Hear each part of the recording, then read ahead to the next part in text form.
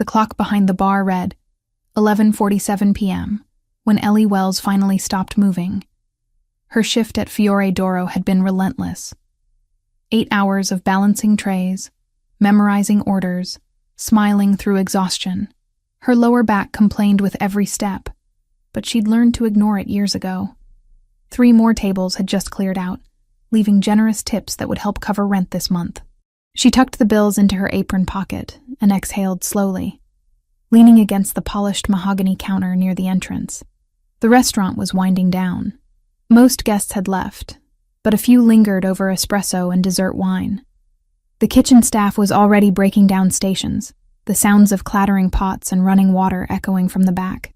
Manhattan never truly slept, but this late at night, the energy shifted. Outside the floor-to-ceiling windows, taxicabs cruised past slower than usual. Streetlights cast amber pools on the wet pavement. It had rained earlier, leaving the sidewalks slick and reflective. Ellie was calculating her tips when she noticed the man at table 12 stand up. Nicholas Pellegrini. She knew his name because everyone who worked here knew his name. He came in twice a week, always reserved the same corner table, always brought men in expensive suits who spoke in hushed tones. The managers treated him differently. The kitchen prepared his meals with extra care. The wine he ordered never appeared on the bill. Ellie had served his table once, months ago, when the regular waitress called in sick. He'd been polite but distant, his dark eyes scanning her face for exactly 2 seconds before returning to the menu. She remembered thinking he looked tired despite the perfectly tailored charcoal suit. There was something heavy in the way he carried himself, like a man who'd stopped sleeping well a long time ago. Tonight he stood with 3 other men, all of them adjusting jacket buttons and checking phones. They moved toward the exit with the casual confidence of people who owned the world. Or at least this part of it. Ellie turned her attention to counting the cash in her apron when movement near the entrance caught her eye. The valet. Not the regular one. This guy was new. Maybe started last week. She'd seen him twice before, both times looking uncomfortable in the standard black vest and bow tie. Right now, he looked worse than uncomfortable.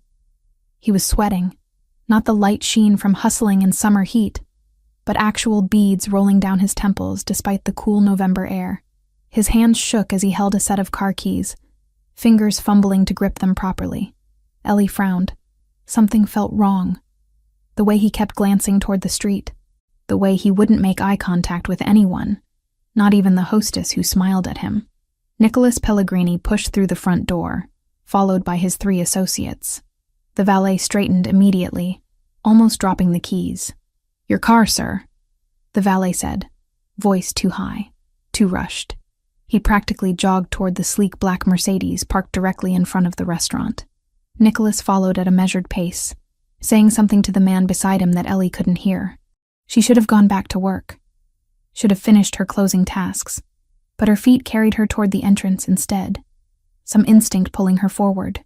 The valet brought the Mercedes around fast, too fast. He left the driver's door hanging open and backed away quickly, holding out the keys like they burned his hand. Nicholas reached for them, nodding once in dismissal. That's when Ellie saw it. Through the driver's side window, illuminated by the restaurant's exterior lights, a thin red wire visible beneath the dashboard. Just a flash of color that didn't belong.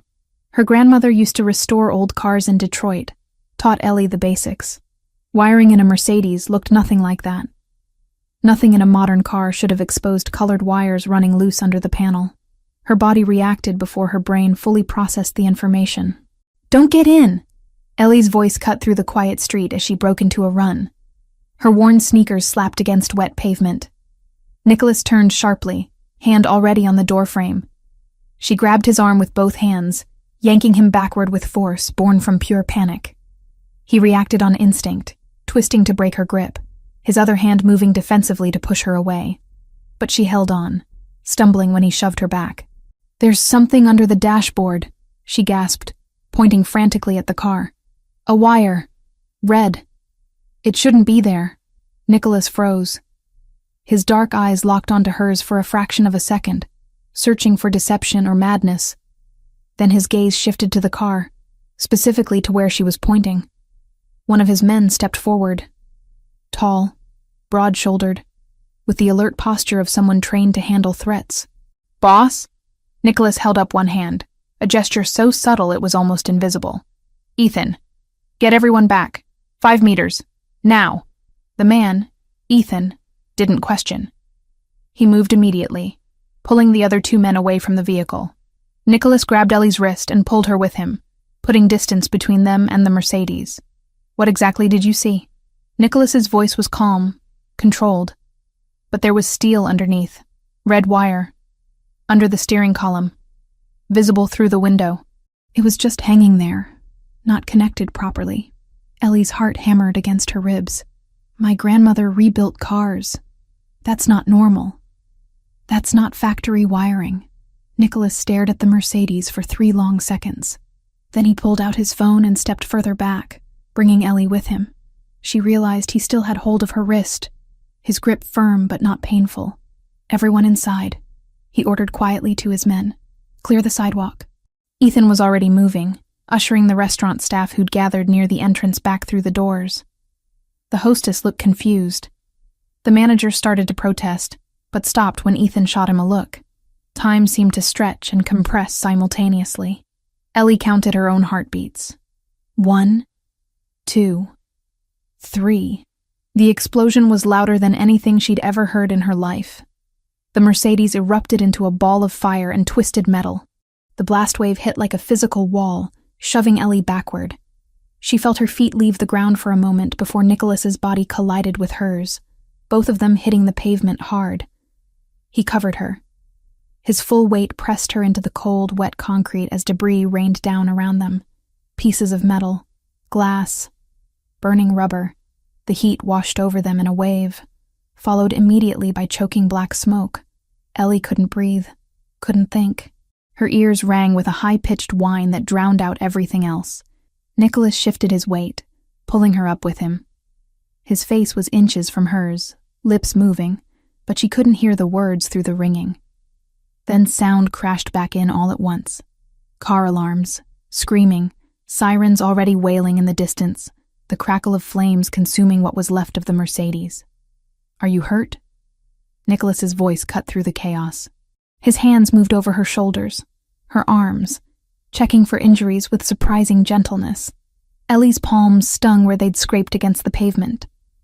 The right side of her face felt raw, probably from the asphalt, but otherwise, she was intact. "I'm okay. I think. I'm okay." Nicholas stood, pulling her up with him. Ethan appeared beside them, phone already to his ear, barking orders to someone. People poured out of the restaurant now, drawn by the explosion. The manager stood in the doorway, face pale, hand over his mouth. The valet was gone. Ellie scanned the street frantically. He'd been right there, just 20 feet away when she'd yelled. Now the sidewalk was empty except for panicked onlookers. "The valet," Ellie said urgently, grabbing Nicholas's sleeve. "The one who brought the car. He's gone." Nicholas's expression didn't change, but something dark flashed in his eyes. "Ethan." "Already on it," Ethan replied, still on his phone. "Checking cameras. He'd bolted the second you stepped back." The first police car arrived within 90 seconds, followed closely by a fire truck. Then another police car. Then unmarked vehicles that Ellie instinctively knew weren't regular cops. Men in dark suits and FBI windbreakers emerged, establishing a perimeter with frightening efficiency. A bomb in Manhattan meant federal jurisdiction. Automatic response.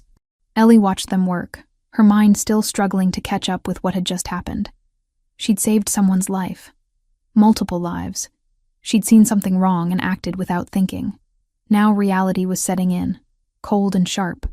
One of the FBI agents approached Nicholas, badge already out. They spoke in low tones, too quiet for Ellie to hear over the commotion. Nicholas's posture remained relaxed, cooperative. But Ellie noticed how Ethan positioned himself strategically between his boss and the growing crowd of first responders. A paramedic touched Ellie's shoulder, making her jump. "Miss, are you injured? Let me take a look at your face." She let the woman guide her toward an ambulance, cleaning the scrapes on her cheek and palms with stinging antiseptic. The paramedic wrapped gauze around her left hand where the worst abrasion had torn the skin. "You're very lucky. the paramedic said softly. If you'd been any closer to that vehicle when it went up. Ellie nodded numbly. Lucky. Right. Through the controlled chaos, she watched Nicholas speak with what appeared to be a senior FBI agent. The man gestured toward the burning wreckage, asked questions. Nicholas answered calmly, occasionally pointing toward the restaurant. At one point, the agent's gaze shifted to Ellie, and she felt the weight of that attention like a spotlight. Before Ethan could steer her away, the senior agent peeled off from Nicholas and crossed toward the ambulance. Miss Wells? He asked, flashing his badge just long enough for her to register the seal. His voice was steady, practiced, the kind that made chaos feel briefly organized. I need the short version. What made you look under the dash? Ellie swallowed. Her mouth tasted like smoke. There was a red wire. It didn't belong there. And the valet. He was watching me. When the car went up, he ran. Describe him, the agent said, already taking notes. Anything. Height, jacket, accent, the way he moved. She forced herself to focus, to pull details out of the fog. The agent nodded once, clipped and approving. Then he handed her a card. You did the right thing. We'll take a formal statement when you're steadier. Your security can coordinate with my office, but you don't disappear on us. Understood? Ellie closed her fingers around the card like it was a lifeline. Understood. Ethan broke away from the group and approached her quickly. Miss Wells, we need to move you now. What? Why? Ellie stood up too fast, swaying slightly. The FBI are going to want to question me. I saw the valet, I can describe him. And you will, Ethan assured her, already guiding her away from the ambulance. His hand on her elbow was gentle but insistent. But not here. Not right now. You're in shock. You need somewhere safe to process what just happened. I'm fine. I can give a statement. Miss Wells. Ethan stopped walking, turned to face her directly. His eyes were kind, but serious. Someone just tried to kill my boss with a car bomb. You stopped them. That makes you a witness to attempted murder and possibly a target yourself. The people who did this, they don't leave loose ends. The words hit harder than the blast wave had. Ellie's legs went weak. A black SUV pulled up to the curb, somehow bypassing the police barricade. The back door opened. Nicholas appeared beside them, his suit jacket torn at the shoulder. A small cut above his left eyebrow that he hadn't bothered to address. Get in, he said quietly. Not a command. Not quite a request either. Something in between. Ellie looked back at the burning car, at the FBI agents taking photographs, at the crowd of onlookers filming with their phones. She thought about the valet's sweating face, the red wire, the 3 seconds between her warning and the explosion. I don't even know you, she whispered. I know, Nicholas replied. But you saved my life tonight. Let me return the favor. Somewhere in the distance, more sirens wailed. The fire crackled and popped as firefighters sprayed it with foam. An FBI agent called out, looking for witnesses. Ellie looked at Nicholas Pellegrini, really looked at him. His dark eyes held hers steadily, waiting for her decision. Not pressuring, just waiting. She got in the SUV. Ethan slid in behind her, and Nicholas took the front passenger seat. The driver pulled away smoothly, merging into late-night traffic before the FBI agents could reach them. Ellie watched the chaos recede through the back window, her reflection ghostly in the tinted glass. She could still smell smoke in her hair, could still feel the vibration of the explosion in her chest. Where are we going? Her voice sounded distant, disconnected. Somewhere safe, Nicholas said from the front seat. I promise you, Ellie Wells, you're safe now. But as the city lights blurred past the windows and her heartbeat refused to slow, Ellie wondered if safe was something she'd ever feel again. Sunlight cut through unfamiliar windows, harsh and unwelcome against Ellie's closed eyelids. She tried to turn away from it, but her body protested with immediate sharp complaints. Her palms stung. Her right cheek throbbed. Every muscle felt bruised, like she'd been thrown down a flight of stairs. Memory slammed back with brutal clarity. The explosion, the heat. Nicholas Pellegrini covering her body as metal rained from the sky. Ellie's eyes snapped open.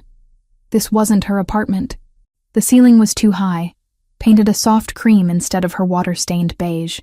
The bed beneath her was too comfortable, the mattress supporting her back without the familiar sag in the middle. She sat up too quickly, head spinning, and took in her surroundings with growing panic.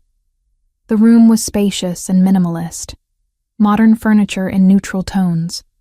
A single piece of abstract art on the wall, all geometric shapes in grays and blacks. Floor-to-ceiling windows revealed a view she recognized immediately. Central Park stretched out below, trees still holding on to autumn colors, which meant she was somewhere on the Upper East Side, somewhere expensive. She was still wearing her work clothes from last night, black pants and white button-down wrinkled beyond redemption. Someone had removed her shoes and placed them neatly beside the bed. Her apron was folded on a chair near the door, tips still tucked inside. Ellie swung her legs over the side of the bed, testing her weight. Everything hurt, but nothing felt broken.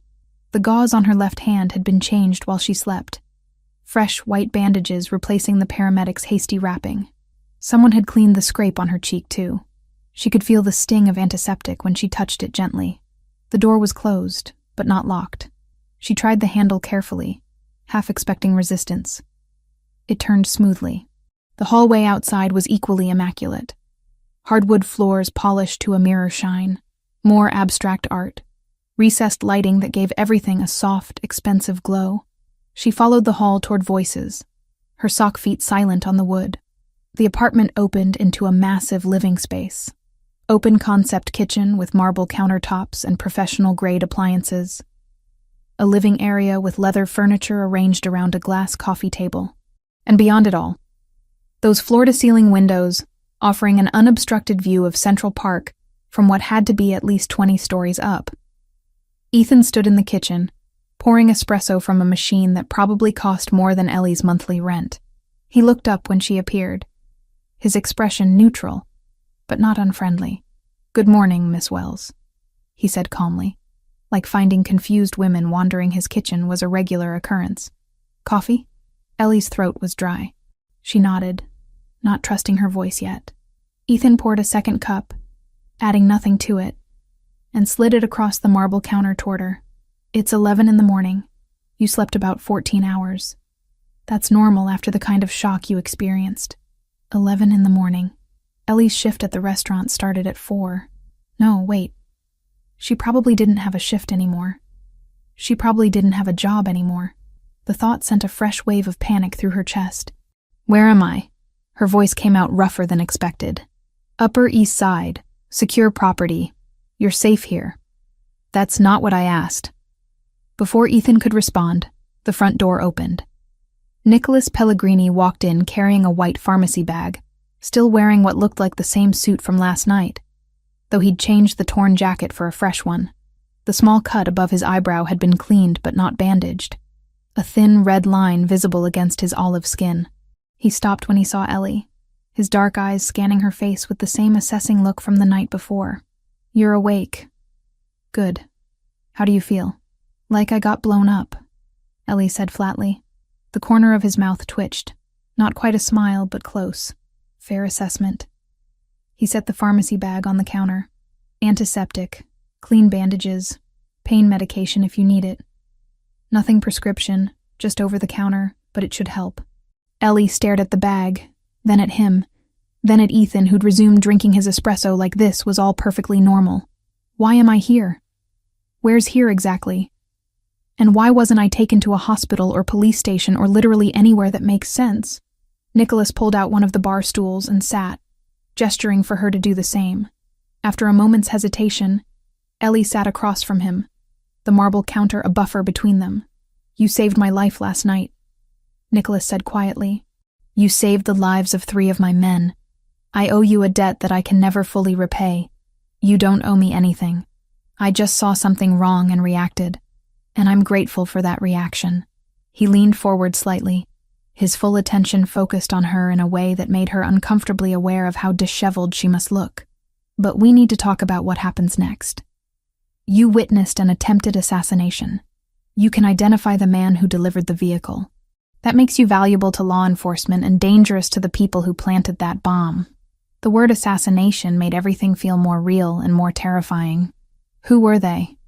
Who would try to kill you with a car bomb in the middle of Manhattan? Nicholas exchanged a glance with Ethan before answering. The Albanian Mafia. They've been expanding aggressively into territories in Manhattan and the Bronx for the past 8 months. My family has certain business interests in those areas. There's been tension. Ellie processed that carefully. Business interests. That was one way to describe whatever a man like Nicholas Pellegrini did for a living. She wasn't naive. She'd lived in New York long enough to understand that power and money didn't always come from legitimate sources. So this was what? A mob hit? Yes. At least he was honest about it. Ellie picked up her coffee cup, needing something to do with her hands. The espresso was perfect, rich and smooth without bitterness. Of course it was. And now they're going to come after me because I ruined their plan? Possibly. Probably. Nicholas's expression remained calm, but there was steel underneath. Albanian operations don't leave witnesses. They can't afford to. And you didn't just witness. You actively prevented their objective. That makes you a problem they'll want to eliminate. The coffee turned sour in Ellie's stomach. She set the cup down carefully, afraid her shaking hands would spill it. I need to call my manager. I need to explain why I didn't show up today. I need to... She reached for her phone, patting her pockets before realizing it wasn't there. Nicholas pulled it from his jacket and held it up, not offering it to her yet. Cell phones are traceable, he said gently. Tower pings, GPS data, even when you think they're off. If the Albanians have any technical capability at all, and they do, they can locate you through your phone within hours. So I'm just supposed to disappear? From my entire life? For now, yes. Ellie stood up so fast the bar stool scraped against the floor with a harsh sound. No, absolutely not.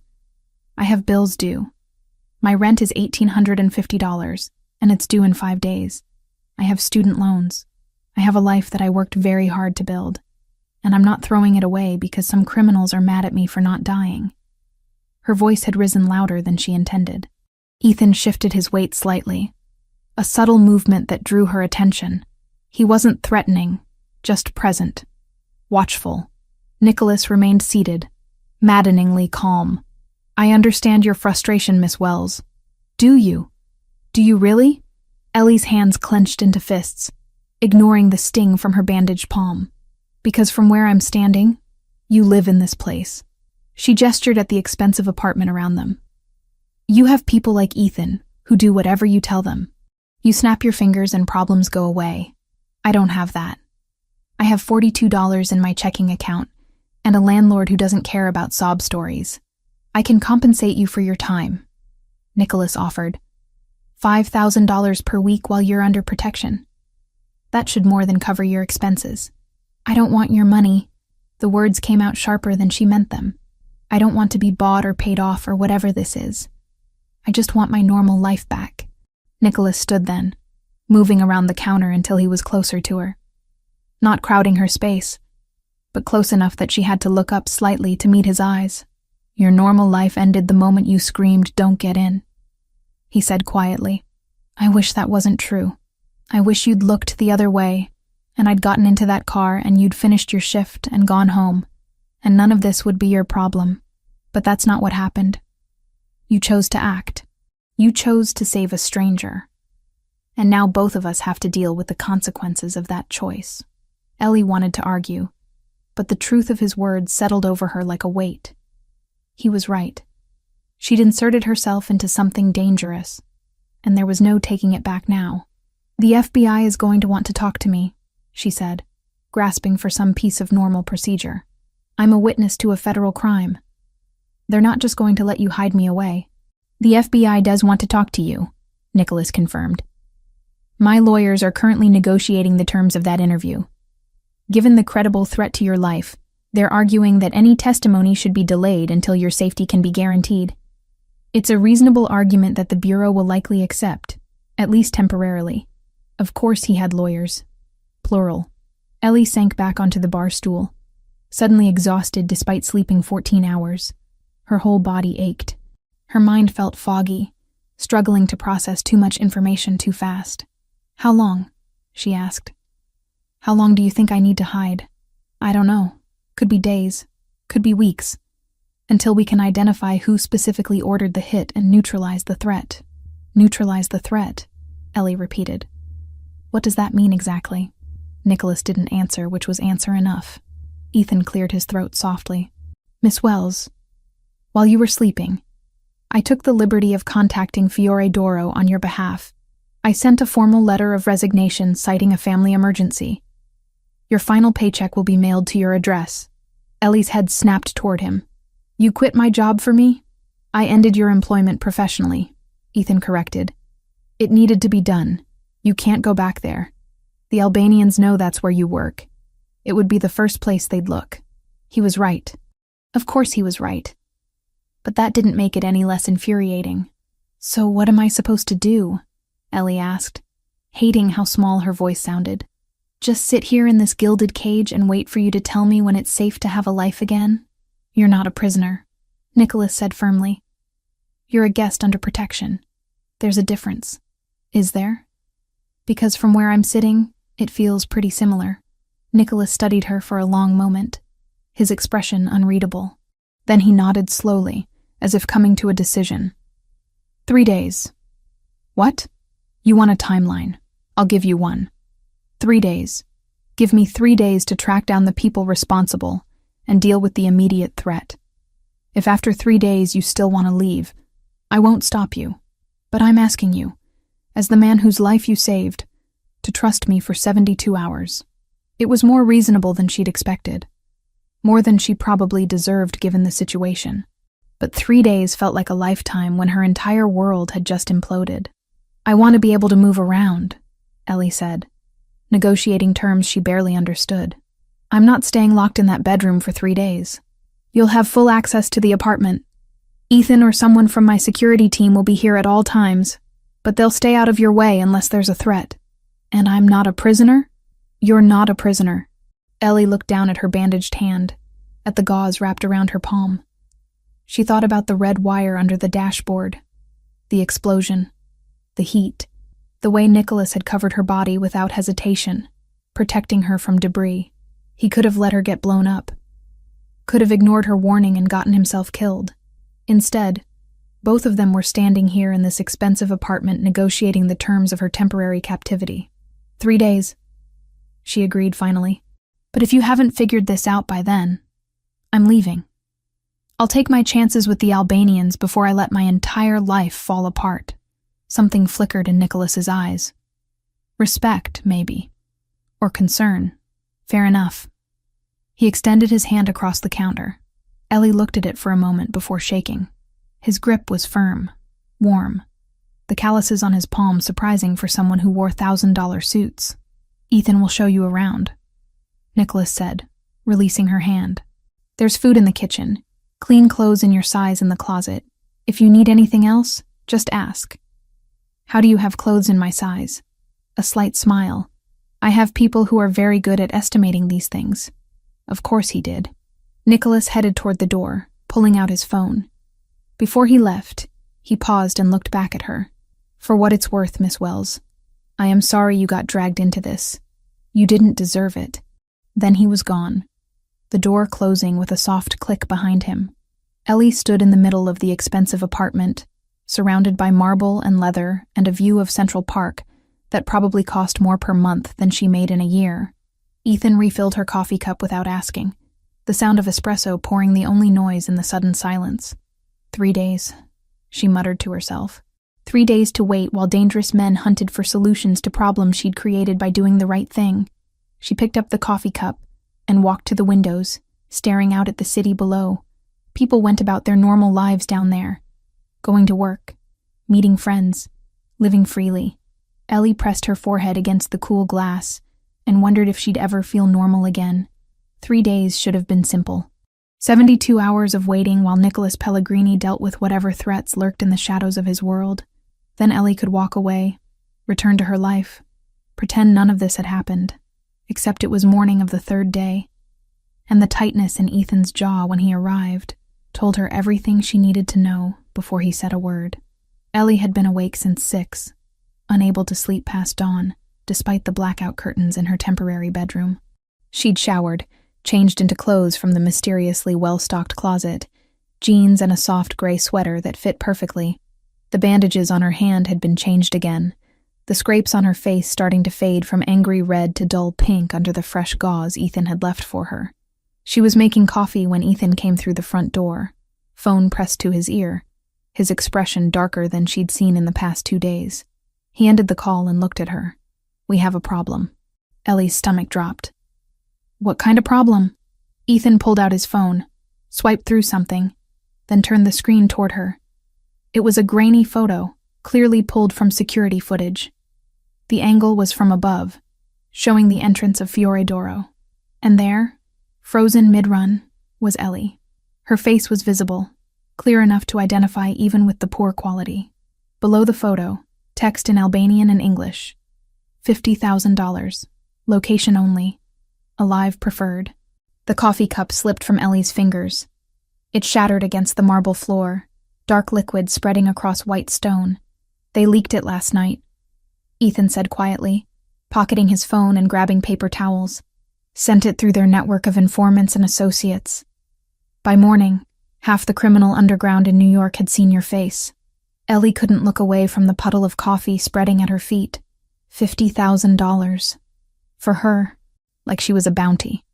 A thing to be hunted. Alive preferred. She repeated numbly. "What does that mean?"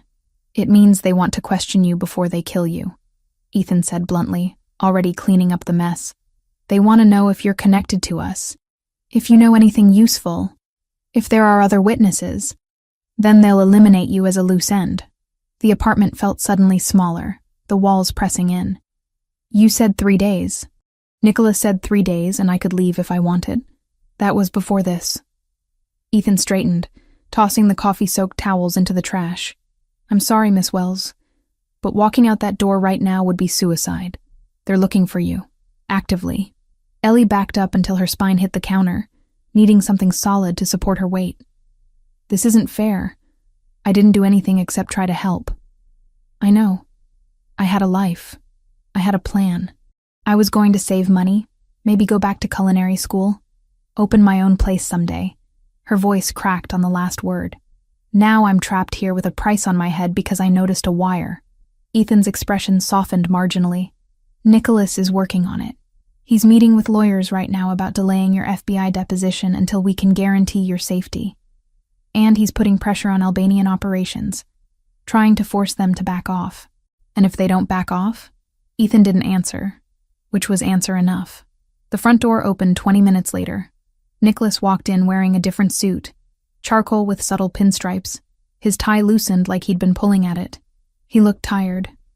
Not physically exhausted, but the kind of tired that came from carrying too much weight for too long.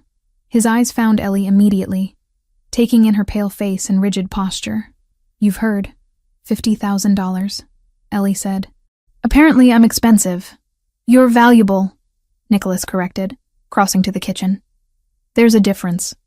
They want you because you're a threat to them. I'm a waitress. Was a waitress." The past tense tasted bitter. "I'm not a threat to anyone. You stopped their operation. You cost them time, money, and credibility. In their world, that makes you dangerous." Ellie laughed, a sharp sound with no humor in it. "This is insane. This entire situation is completely insane." Nicholas poured himself coffee from the pot Ellie hadn't finished making, drinking it black without sugar. He studied her over the rim of the cup, those dark eyes assessing in a way that made her feel simultaneously protected and exposed. "I need to do something," Ellie said suddenly. "I can't just sit here spiraling. My hands need to be busy or I'm going to lose my mind." She moved to the refrigerator before either man could respond, pulling it open and surveying the contents. Someone kept it well stocked. Fresh vegetables, herbs, quality ingredients. Her grandmother's voice echoed in her memory, teaching her that cooking was meditation, that when the world felt chaotic, you could always find peace in the rhythm of chopping, stirring, kneading. "Do you mind if I cook?" The question came out more vulnerable than she intended. Nicholas blinked, surprised. "The kitchen is yours." Ellie started pulling ingredients, moving on autopilot. San Marzano tomatoes, fresh basil, garlic, olive oil that actually smelled like olives, not the cheap garbage from discount stores. Flour and eggs for pasta. Her hands knew what to do even when her mind felt shattered. She worked methodically, finding comfort in familiar motions. Flour piled on the marble counter, shaped into a well. Eggs cracked into the center. Fingers mixing, kneading, the dough coming together under her palms. It took 20 minutes of steady work before her breathing finally slowed to something approaching normal. Nicholas watched from the bar stool, not speaking, just present. Ethan had disappeared into another room, giving them privacy. The pasta dough rested under a clean towel while Ellie started the sauce. Garlic sizzled in olive oil, the smell sharp and grounding. Tomatoes crushed by hand, basil torn roughly. Salt, and a pinch of sugar to balance the acidity. Her grandmother had taught her this sauce when Ellie was 8 years old, standing on a step stool to reach the stove.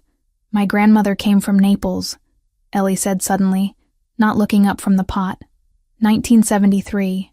She was 19, spoke maybe 10 words of English, and had $40 in her pocket.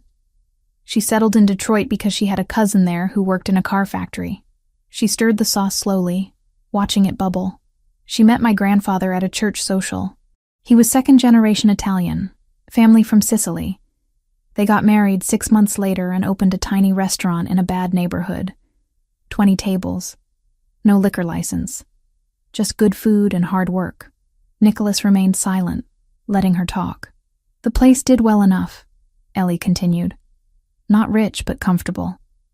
My mom grew up in that restaurant, met my dad there when he came in for dinner one night. Eventually, my grandfather died and my dad inherited the business. He ran it for 15 years. She paused, tasting the sauce, adjusting the seasoning. He was a good man in a lot of ways. Generous, kind. But he had a problem. Gambling. Started small, horses and sports betting. Then it got worse.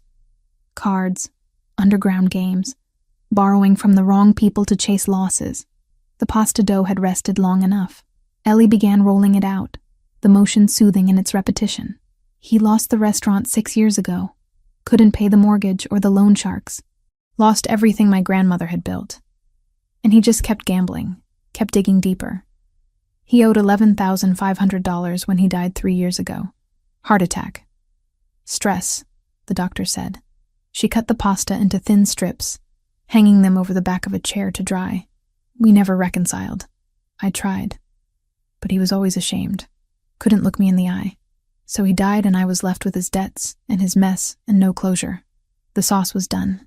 Ellie turned off the heat and finally looked at Nicholas. "That's why I moved to New York. Fresh start. New city where nobody knew about my family or our failures. I was going to work hard, save money, maybe open my own place someday. Nothing fancy. Just honest food and a chance to rebuild what he destroyed." Nicholas set down his coffee cup carefully. "I know." Ellie froze. "What?" "I had you investigated," he said quietly. "After the explosion. I needed to know who you were, if you were connected to the Albanians somehow, if the timing was coincidence or setup. My people made calls to Detroit, talked to people who knew your family." Anger flared hot in Ellie's chest. "You investigated me? Like I'm some kind of criminal?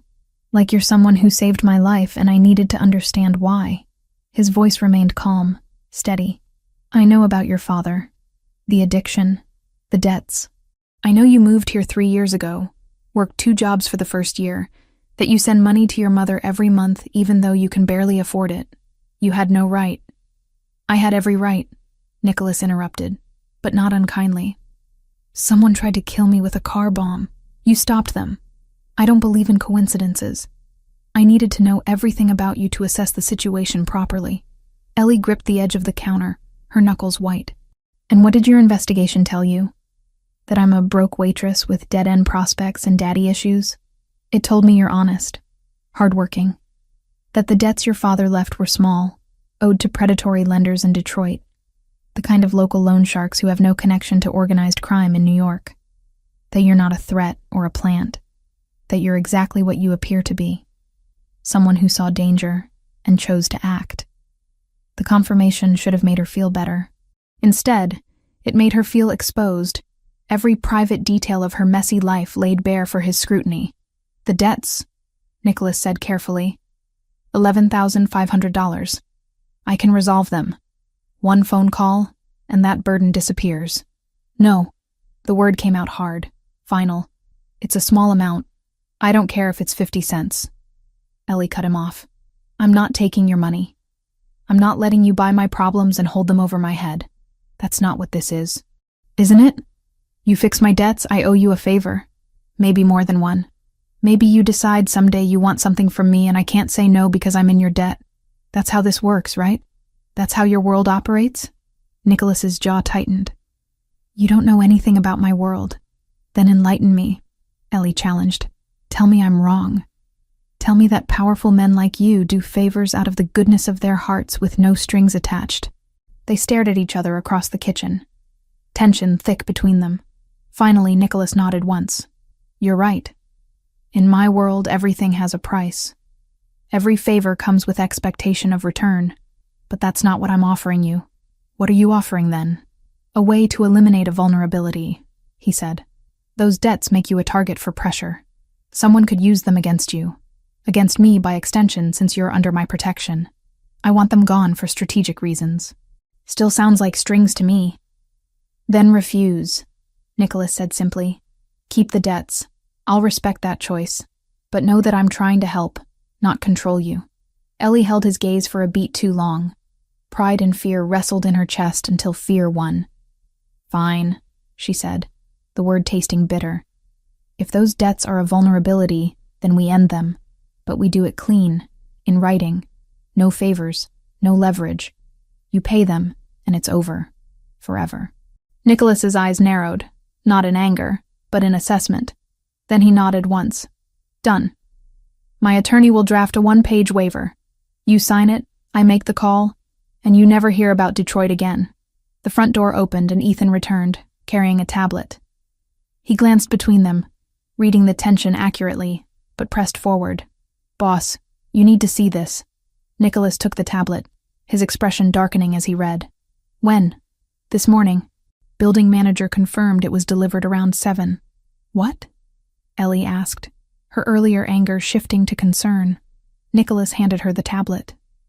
On the screen was a photo of a letter, printed on plain white paper in block letters. We know where she works. Next time we'll know where she lives. The address at the top was for Fiore d'Oro. The letter had been delivered to the restaurant that morning. Ellie's hands shook as she read it again. They're threatening me. At my old job. They're making a point, Ethan corrected. Showing they have reach, that they're watching. Nicholas took the tablet back, his expression carved from stone. Ethan, increase security rotations. I want someone on this building 24/7, and send someone to Miss Wells's apartment in Queens. If they know where she worked, they'll find her address eventually. Already done, Ethan confirmed. I have 2 men stationed outside her building as of an hour ago. Ellie felt the walls closing in again. This is my life now? Looking over my shoulder forever? Wondering if today's the day someone decides $50,000 is worth the risk? No, Nicholas said firmly. This is temporary. We're putting pressure on Albanian operations, cutting off their income streams, making it expensive for them to come after you. Eventually, they'll decide you're not worth the cost. Eventually. You mean weeks? Months? I don't know, he admitted. But I won't let them hurt you. You have my word on that. His word. Like that meant something. Like promises from a man who lived in a world of violence and consequences actually held weight. Ellie looked at the pasta hanging to dry, at the sauce cooling on the stove. Normal things. Simple things. The kind of things that used to make up her entire world. 3 days, she said quietly. That was the deal. 3 days and I could leave if I wanted. Nicholas's expression didn't change. Yes, that was the deal. But if I leave now, I'll die. Probably. The bluntness should have made her angry. Instead, it just made her tired. So I don't really have a choice, do I?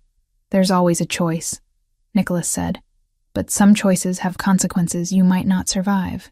He reached for the wine glass but didn't drink, as if even that small indulgence would be dishonest. The 72 hours are up, he added, voice low. My word still stands.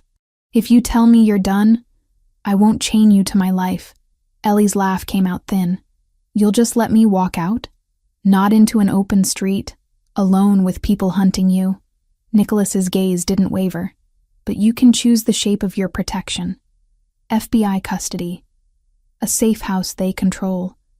You give them what you know and you disappear under a badge and a locked door. Or you stay with me, under my security, where I can actually see the threat before it reaches you. Or you leave New York entirely, with help, with a plan, not with a suitcase and a prayer.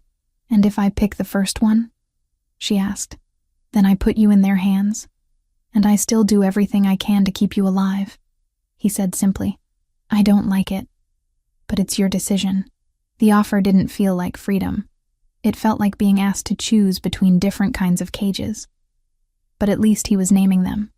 At least he wasn't pretending. Ellie turned back to the stove, testing the pasta water that had started to boil. She dropped the fresh noodles in, watching them swirl in the rolling water. 2 minutes for fresh pasta. That's all it needed. Simple. Predictable. Unlike everything else in her life right now. I need a job, she said finally. Not your money. Not charity. A real job with a real salary that I earn. Nicholas tilted his head slightly, considering. What kind of job? I'm a trained chef. Well, partially trained. I did 2 years at culinary school before my father died and I had to drop out. She stirred the pasta carefully. I know Italian cuisine. Traditional preparations. My grandmother taught me things you can't learn in school. I own 3 restaurants. Nicholas said slowly. Legitimate businesses. They could use someone with your skills. As what? A consultant? An employee? Culinary operations manager, he offered. You'd oversee the kitchens, work with the chefs on menus, ensure quality and authenticity. It's a real position with real responsibilities. $4,500 a month salary. Ellie drained the pasta, the steam rising in clouds that blurred her vision. $4,500 a month. More than she'd made as a waitress. More than she'd ever made, honestly. And when the Albanian situation resolves, she asked, do I keep the job or does it disappear? You keep it as long as you want it. Contract terms, legal and binding. She plated the pasta, topped it with sauce, fresh basil torn over the top. She slid 1 plate toward Nicholas, kept one for herself. He picked up a fork, tried a bite. His eyebrows rose slightly. This is exceptional. My grandmother's recipe. Ellie took her own bite. The familiar flavors a small comfort. So, real job, real salary, real contract? All of it. She ate slowly, thinking through every angle. This was still his world, his terms, his control. But it was better than hiding indefinitely with no income. Better than letting her entire life collapse while she waited for danger to pass. I accept, she said finally.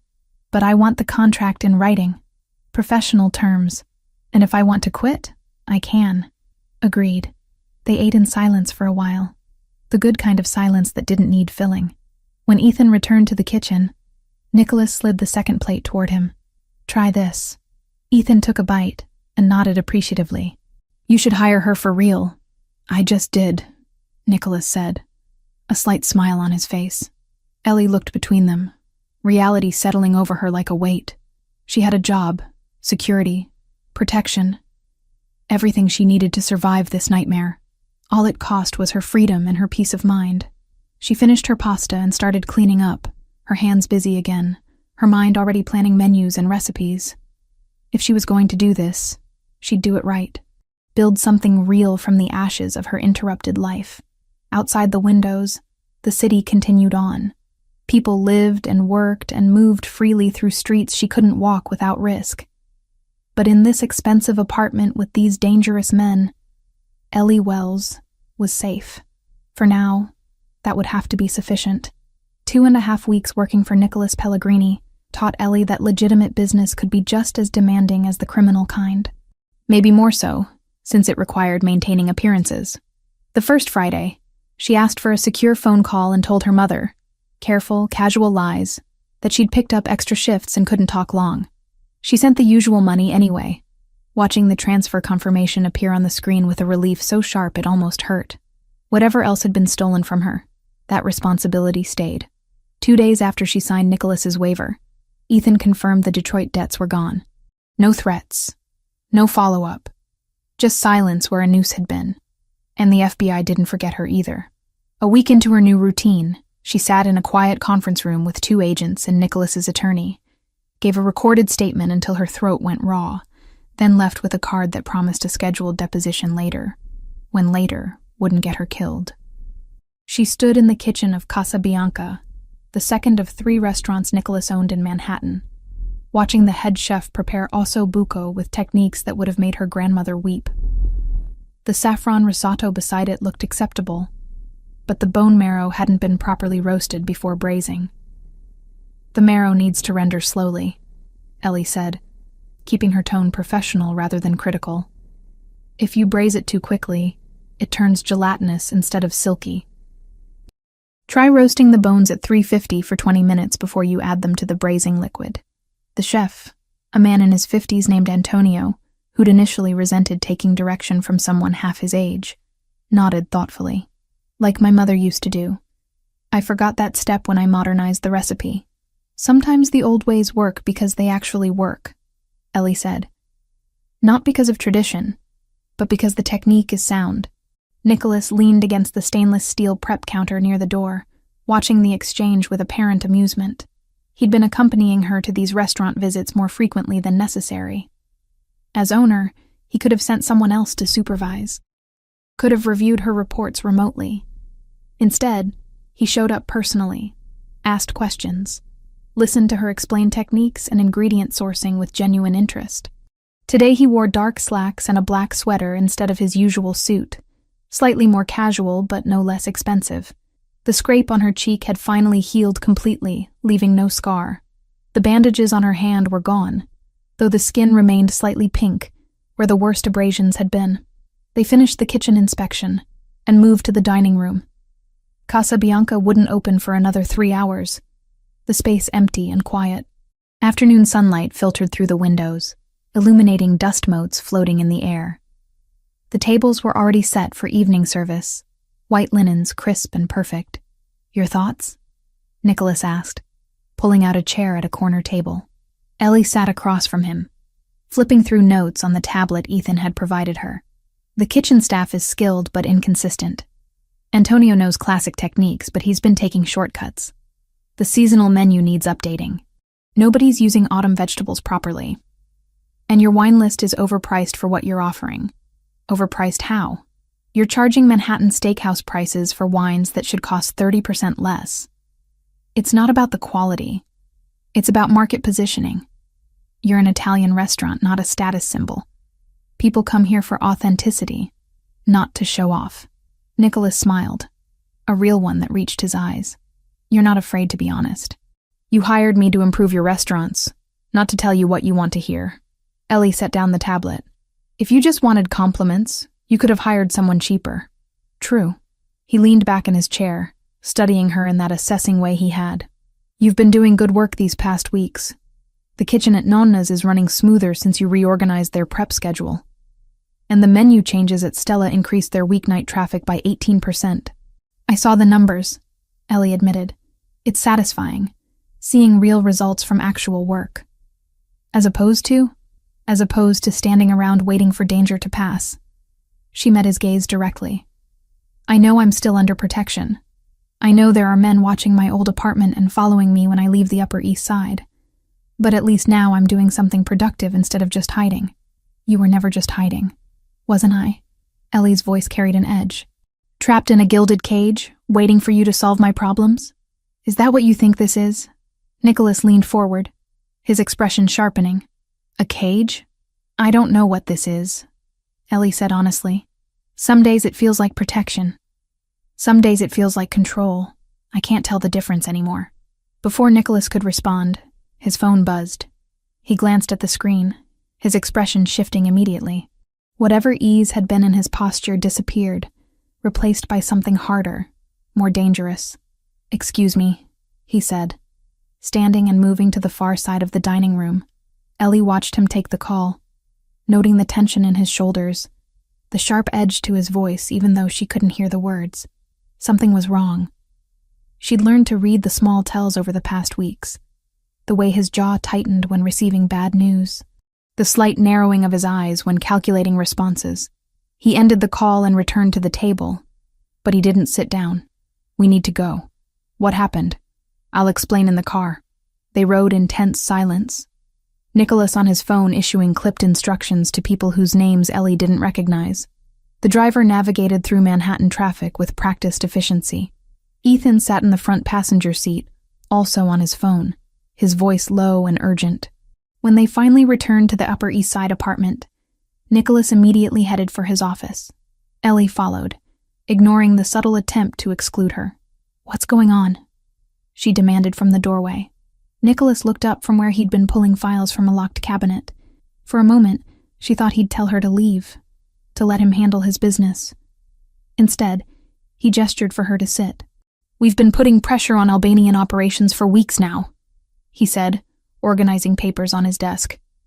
"Cutting off their supply lines, interfering with their protection rackets, making it expensive for them to operate in territories they tried to claim. It's been working. They've lost revenue, lost face with other organizations. They were starting to pull back." "Were?" "They just escalated." Nicholas's voice remained controlled, but there was fury beneath it. "An hour ago they hit one of my warehouses at the Brooklyn port. Arson. Professional job with accelerants. 3 of my men were injured getting everyone else out before the building went up." Ellie's breath caught. "Are they okay?" "The injured men? Burns. Smoke inhalation. They'll recover." He pulled out his phone, showed her a photo. Flames consuming a large industrial building, black smoke billowing into the sky. "The warehouse is gone. Complete loss. I'm sorry." "I don't need sympathy," Nicholas said sharply, then seemed to catch himself. "I need to go handle this. Make sure my people are taken care of. Send the right message about what happens when the Albanians cross certain lines." Ellie stood. "I'm coming with you." "Absolutely not." "Nicholas." "No," he said firmly. "This isn't negotiable. This is an active situation. There could still be Albanians in the area. It's not safe." "Nowhere is safe," Ellie countered. "Not really. You said so yourself. They have my photo. They're looking for me. Whether I'm here or there, I'm a target. Here, you're a protected target." Nicholas moved around the desk toward her. "There, you're exposed. I won't risk that. You won't risk it, or you won't give me the choice." His eyes flashed with something dangerous. "Both. This is my world, my responsibility. I'm not bringing you into a war zone because you're feeling restless." The words stung more than they should have. "That's not what this is." "Then what is it?" Ellie struggled to articulate the feeling that had been building for weeks. "I'm tired of being a passive participant in my own life. Things happen to me. Decisions get made for me. I get protected and managed and told what's safe. But I don't get to choose anything." Nicholas's expression softened marginally. "I understand that frustration. But this particular choice could get you killed. And I can't allow that." "Can't allow," Ellie repeated. "Because you're in charge and I'm just the waitress you saved. Because you saved my life first," Nicholas said quietly. "And I will not let that act of courage be repaid with your death. I won't let them take you from this world because of choices I made, wars I started before you even knew my name." The raw honesty in his voice stopped Ellie's argument cold. She'd seen him angry, seen him calculating, seen him giving orders with absolute authority. But this was different. This was personal. "I need to go," Nicholas said after a moment. "Ethan will stay here with you. 2 guards will be outside. You'll be safe." Ellie wanted to argue more, but she could see it would be futile. "Be careful." Something flickered in his expression. Surprise, maybe, that she cared about his safety. "I will." He left with 4 men, all of them armed, moving with military precision. The apartment felt enormous and empty once they were gone. Ethan settled into the living room with his laptop, monitoring whatever needed monitoring. Ellie paced for 20 minutes before giving up and retreating to the kitchen.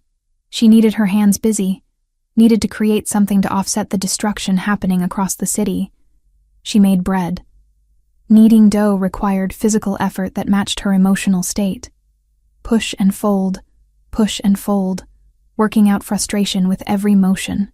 The yeast smell was comforting, familiar, grounding her when everything else felt chaotic. Hours passed. The bread baked, filling the apartment with warmth and the smell of home. Ellie made soup to go with it, a simple minestrone with vegetables and beans. Comfort food for a day that had stripped away any remaining illusions of normalcy. It was past 9 when the front door finally opened. Nicholas walked in, looking like he'd been to war. His clothes were covered in black soot, his face streaked with ash and sweat. The controlled fury from earlier had been replaced by something colder, more dangerous. Ethan stood immediately. Report? Fire's out. Men are at the hospital, stable condition. Building's a total loss, but insurance will cover most of it. Nicholas pulled off his jacket, tossing it over a chair. We need to talk. Something in his tone made Ellie's stomach tighten with dread. What happened? Nicholas pulled out his phone, swiped through photos, then handed it to her. The screen showed a wall of the burned warehouse. Despite the fire damage, the message was clear, spray painted in red across the blackened bricks. The waitress can't hide forever. Below the words, stenciled with disturbing precision, was her face. The same photo from the bounty notice, but larger, more prominent.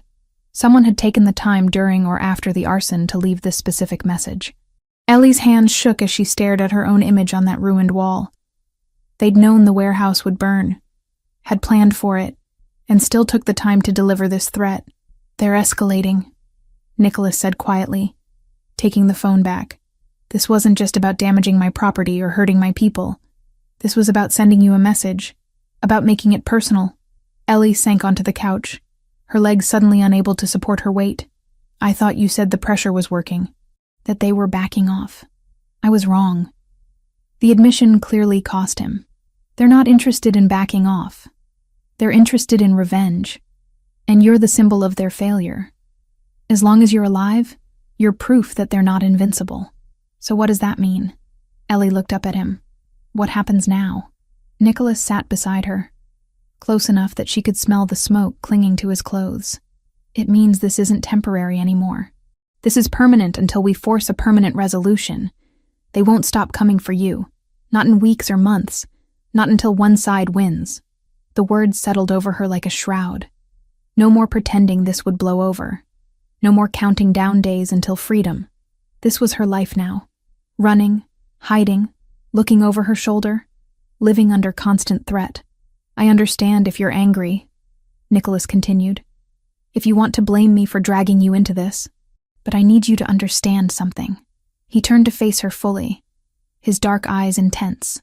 I will not let them hurt you. Whatever it takes, whatever I have to do, I will keep you safe.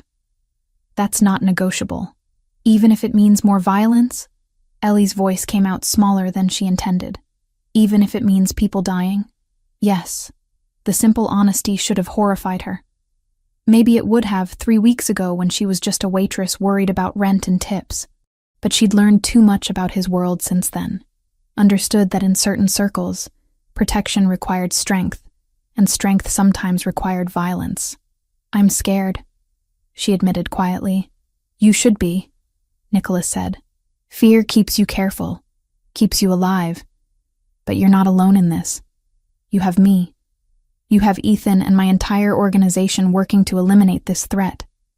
We will find a way to end this. Ellie looked at her own face on his phone screen, spray-painted on a burned warehouse wall like a target. How? How do you end something like this? By making it more expensive for them to continue than to walk away, Nicholas explained. We've been cutting their income. Now we cut deeper. We go after their leadership, their operations, their reputation. We make them understand that coming after you costs more than your life is worth to them. It was cold, calculated, utterly pragmatic. And Ellie realized with disturbing clarity that she didn't have better options. I don't want people hurt because of me, she said. People are already hurt. 3 of my men tonight. That's on the Albanians, not you. Nicholas's jaw tightened. You didn't start this war. You just happened to be standing in the right place at the right time to save my life. Everything that's followed is consequence of their actions, not yours. Ellie wanted to believe that. Wanted to absolve herself of responsibility for the violence spiraling out from one moment of instinct. But she couldn't quite manage it. Come on. Nicholas stood, offering his hand. You made bread. I can smell it. And I haven't eaten since morning. The abrupt shift to normalcy felt jarring, but Ellie took his hand and let him pull her up. They moved to the kitchen where the bread sat cooling on the counter beside the pot of soup. She served them both in silence. The domestic ritual strange against the backdrop of arson and threats. Nicholas ate methodically, clearly hungry despite the chaos of his day. This is excellent, he said after the third spoonful. My grandmother's recipe, Ellie replied automatically. They ate without talking more, but it wasn't uncomfortable. Just two people sharing a meal after an exhausting day, finding small comfort in simple things. When Nicholas finally left to shower off the smoke and soot, Ellie remained in the kitchen, cleaning up slowly. Through the windows, Manhattan glittered with a million lights. Somewhere out there, people were searching for her. Planning. Plotting. Waiting for an opportunity. But in this moment, in this expensive apartment with dangerous men protecting her, Ellie was alive. She was safe. And tomorrow, she'd continue building something real from the wreckage of her interrupted life. It wasn't the future she'd imagined 3 weeks ago, but it was the one she had now, and she'd learned that survival meant adapting, not clinging to what used to be. The call came at 6 a.m, dragging Ellie from restless sleep. She heard Nicholas's voice through the walls, sharp and controlled, issuing orders with the clipped precision that meant something had gone very wrong. By the time she dressed and emerged from her bedroom, the apartment was already filling with men in dark suits, all of them moving with urgent purpose. Ethan met her in the hallway. Conference today. Nicholas wants you there. Why? What happened? Leak in the organization. Ethan said grimly. We found the source. Now we need to deal with it. 2 hours later, Ellie found herself in a part of Nicholas's world she'd never seen before. They'd driven to a nondescript office building in Midtown, taken a private elevator to the top floor, and entered what could only be described as a fortress. The conference room was windowless, with walls that looked reinforced, and a door that sealed with an audible click when Ethan closed it behind them. Nicholas stood at the head of a long table, still wearing the suit from yesterday, looking like he hadn't slept. 6 men occupied chairs around the table, all of them older than Nicholas by a decade or more. These were his senior associates, Ellie realized. The inner circle. Men who'd probably been in this life longer than she'd been alive. Sit there. Nicholas indicated a chair against the wall, away from the table. You need to hear this. Ellie sat, acutely aware of being the only woman in a room full of dangerous men. They all looked at her with varying degrees of curiosity and suspicion, but none of them questioned her presence. If Nicholas wanted her here, she was here. Gentlemen, Nicholas began, his voice carrying absolute authority despite the exhaustion in his eyes. We have a problem. For the past 3 months, the Albanians have been operating with intelligence they shouldn't have. They knew about the warehouse shipment schedule. They knew which properties we use for storage. They knew Miss Wells was under protection here. That level of detail doesn't come from surveillance or lucky guessing. It comes from inside. The temperature in the room seemed to drop. The 6 men exchanged glances, wariness replacing their earlier casual postures. I want to be very clear, Nicholas continued, his dark eyes moving from face to face. I'm not accusing anyone at this table. You're here because you're the only people I still trust completely. But someone with access to operational information has been feeding it to our enemies. Someone close enough to know schedules, locations, financial movements. And we're going to identify them today. One of the older men, gray-haired with a scar running through his left eyebrow, leaned forward. Nicholas, we've worked together for 20 years. If there's a rat, I'll help you find him and deal with him personally. I appreciate that, Vincent. Nicholas nodded. Which is why I'm going to ask each of you direct questions about your movements and communications over the past 3 months. This isn't an interrogation. It's elimination. We clear everyone in this room, then we expand the search. For the next hour, Ellie watched Nicholas methodically question each man. Where were you on specific dates? Who have you spoken with outside the organization? Have you noticed any unusual behavior from other associates? The questions were detailed, specific, delivered with calm precision that made clear there was no room for evasion. The men answered honestly, or at least appeared to. They provided alibis, explained meetings, offered information freely. Nicholas took notes, occasionally conferring quietly with Ethan, who sat beside him with a laptop open. Finally, Nicholas looked up from his notes. "Thank you all. That gives us what we need to narrow the search. Ethan, show them." Ethan turned the laptop around so the screen faced the table. "We've been conducting digital forensics for the past week. Quietly, without alerting anyone outside this room. What we found was a pattern of unauthorized transfers from one of our secondary operational accounts. Small amounts at first, $3,000 to $5,000, then larger. Over 3 months, approximately $47,000 moved to an offshore account in the Cayman Islands." He clicked through several screens, showing banking records, timestamps, IP addresses. "We also found encrypted emails sent from a computer with access to our secure network. The encryption was good, but not good enough. Our tech people traced the destination server to Queens, specifically to a location we've identified as an Albanian communication hub." Vincent's face darkened. "Who?" Nicholas's expression could have been carved from stone. "Carlo Grimaldiro." The name hit the room like a physical blow. Several of the men reacted with visible shock. One swore viciously in Italian. Another just shook his head in apparent disbelief. "Carlo?" Vincent sounded genuinely stunned. "He's been with us for 8 years. He handles all the legitimate business finances. Jesus, Nicholas, he knows everything about the legal operations." "Exactly," Nicholas said coldly, "which made him the perfect source for the Albanians. He had access to property records, transport schedules, investment portfolios. He knew which buildings we owned, which we rented, which we used for storage. And he's been selling that information for 3 months. Ethan pulled up more documents. "We found the motivation. Carlo has a gambling problem, started small poker games in Atlantic City, but he got deeper into it, higher stakes underground games. He accumulated $180,000 in debts to a casino that's controlled by Albanian interests. They offered him a deal. Feed them information, and the debt disappears." "Where is he now?" another man asked. "Being collected," Nicholas replied. "He should arrive within the hour. I wanted to brief all of you first. Make sure everyone understood the scope of the betrayal before we confronted him directly." The conference room door opened and 2 men entered, escorting a third between them. Carlo Grimaldiro was in his mid-50s, balding, with the soft build of someone who spent their days behind a desk. He looked terrified, his face pale and sweating despite the cool air conditioning. The escorts pushed him into a chair at the far end of the table. Carlo's eyes darted around the room, taking in the assembled men, landing finally on Nicholas with something that looked like desperate hope.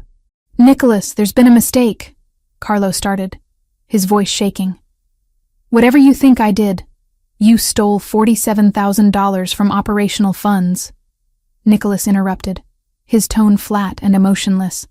"You sent encrypted emails containing proprietary information about our properties and operations to Albanian contacts. You've been doing this for 3 months. These aren't accusations, Carlo. These are facts backed by digital evidence that will hold up in any court, criminal or otherwise." Carlo's face crumpled. "I can explain. They forced me. I didn't have a choice." "Everyone has a choice," Nicholas said coldly. "You chose to gamble money you didn't have.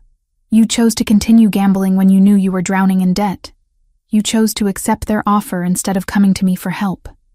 Every step of this was your choice." $180,000, Carlo said desperately. "How was I supposed to ask you for that kind of money? You would have wanted to know why, and I couldn't tell you about the gambling. You would have lost trust in me. I lost trust in you the moment you sold information about my operations to my enemies," Nicholas replied. "The gambling, I might have helped with, might have gotten you into treatment, arranged a payment plan, something, but you went to the Albanians instead. You gave them details about warehouse schedules. You told them which properties we use and when. You endangered everyone in this organization, including an innocent woman who has nothing to do with our world. His voice dropped lower, more dangerous. That warehouse fire? 3 men were injured because the Albanians knew exactly when and where to hit us. They knew because you told them. You're not just a thief, Carlo. You're responsible for putting my people in the hospital. Carlo was crying now, tears streaming down his face. I never gave them information about people, I swear, just numbers, financial records, property addresses. I made sure it was only logistics, nothing that would get anyone hurt. You think logistics and violence are separate? Vincent spat from across the table. You think they wanted property addresses so they could send Christmas cards? They used your information to plan attacks, to target our operations, to threaten Miss Wells specifically. You enabled all of it. Ellie had been silent throughout the confrontation, sitting against the wall and observing. Now she understood why Nicholas had wanted her here. This wasn't just about betrayal within his organization. This was about her. The information Carlo had sold had directly contributed to the Albanians' ability to target her, to know where she was being protected, to escalate their threats with precision. What did you tell them about Miss Wells? Nicholas asked, his voice deadly quiet. Carlo shook his head frantically. Nothing, I swear. I didn't even know who she was until I saw the news about the car bomb. They never asked about specific people, just locations and schedules. But you knew we were using the Upper East Side property for protection? Carlo hesitated, then nodded miserably. They asked which properties weren't used for business. I told them about the residential places. I didn't know why they wanted to know. I thought maybe they were looking for targets to hit when no one was there. Jesus Christ, Ethan muttered. Nicholas remained perfectly still, but Ellie could see the fury radiating from him in waves. 8 years. I trusted you with my legitimate business finances. I let you see records that could destroy us if they fell into the wrong hands. I invited you to family dinners, and you repaid that trust by selling me out for gambling debts. I'm sorry, Carlo sobbed. I'm so sorry. I'll give back the money. I'll testify against the Albanians. Whatever you want, I'll do it. Just please, please don't what? Nicholas leaned forward. Don't kill you? Is that what you think this is? Carlo couldn't answer, just continued crying. Nicholas stood, buttoning his suit jacket with precise movements. You're removed from all positions effective immediately. Every access you had to our systems is revoked as of this moment. The $47,000 you stole will be repaid with interest, or we'll seize assets until the debt is satisfied. You will have no further contact with anyone in this organization. If you speak to the Albanians again, if you breathe a word about our operations to anyone, you'll discover that there are consequences far worse than death. He turned to the 2 men who'd brought Carlo in. Get him out of here. Make sure he understands that his cooperation in this matter is the only reason he's walking out alive. They hauled Carlo up and dragged him toward the door. He tried to say something else, but one of the escorts silenced him with a hand on his shoulder. The door closed behind them with a hollow thud. Silence filled the conference room. The 6 senior associates sat processing what they'd witnessed.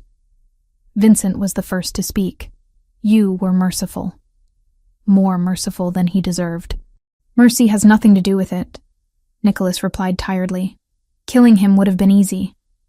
But it would also make him a martyr to his family, create complications we don't need. This way, he lives with his shame, and if he's smart, he disappears somewhere far from New York and never comes back. The meeting broke up after Nicholas assigned various tasks to the assembled men. Increased security, review of anyone else who might have access to sensitive information, messages to be sent to Albanian leadership making clear that the leak had been identified and closed. As the room emptied, Ellie remained in her chair against the wall. Nicholas stood at the window that wasn't really a window, just a screen displaying a view of the city, providing the illusion of openness in the sealed room. You should go with Ethan, he said without turning around. I have more meetings today. Are you okay? The question came out before Ellie could stop it. Nicholas's shoulders tensed. I'm fine. You're not. Ellie stood, moving closer but maintaining distance. That man worked for you for 8 years. You trusted him, and he betrayed you. That's not nothing. In this life, betrayal is always a possibility, Nicholas said, still not looking at her. You learn to expect it. Expecting it doesn't make it hurt less. Finally, he turned to face her. His expression was controlled, but she could see the exhaustion and something deeper underneath. Pain, maybe. Or disappointment in himself for not seeing the betrayal sooner. "It's my fault," he said quietly. "I should have noticed. Should have seen signs. Carlo's been distant for months, stressed. I attributed it to the pressure of managing 3 restaurants' finances. I didn't dig deeper. You're not responsible for his choices. I'm responsible for everyone in this organization. Their safety, their loyalty. When someone betrays that, it reflects on my leadership, on my judgment." Nicholas ran a hand through his hair, the first crack in his composure. 3 men were burned in that warehouse fire.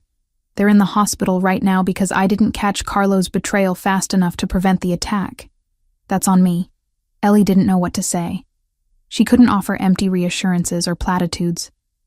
This was his world, his responsibility, his burden. All she could offer was presence, understanding without judgment. "I need to work," Nicholas said after a moment. "There's a lot to handle today." "I'll go with Ethan," Ellie agreed. But she paused at the door. "For what it's worth, you handled that situation with more restraint than most people would have. Carlo's alive because you chose mercy over revenge. That says something about the kind of man you are." She left before he could respond, following Ethan down the hallway to the elevator. They rode back to the Upper East Side in silence, both processing the morning's events. The apartment felt strangely empty when they arrived. Ethan disappeared into his usual spot with his laptop, monitoring communications and security feeds. Ellie made lunch neither of them really wanted, just needing the familiar rhythm of cooking to settle her mind.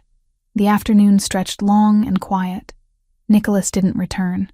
Ellie worked on restaurant reports, reviewed menus, but her mind kept drifting back to the conference room, to Carlo's tears and Nicholas's cold fury, to the weight of betrayal and the price of misplaced trust. It was past 11 when she finally heard the front door open. Nicholas entered alone, having dismissed his usual security escort downstairs. He looked utterly drained, moving with the careful precision of someone operating on willpower alone. Ellie was in the kitchen, unable to sleep, making tea she didn't particularly want. She watched him head toward his office without acknowledging her presence. She should let him be, should respect his space and his process. But something pulled her forward, following him down the hall to the office door he'd left slightly ajar. Inside, Nicholas sat in the dark, a glass of whiskey in his hand, staring at nothing. He didn't react when Ellie entered. Didn't tell her to leave.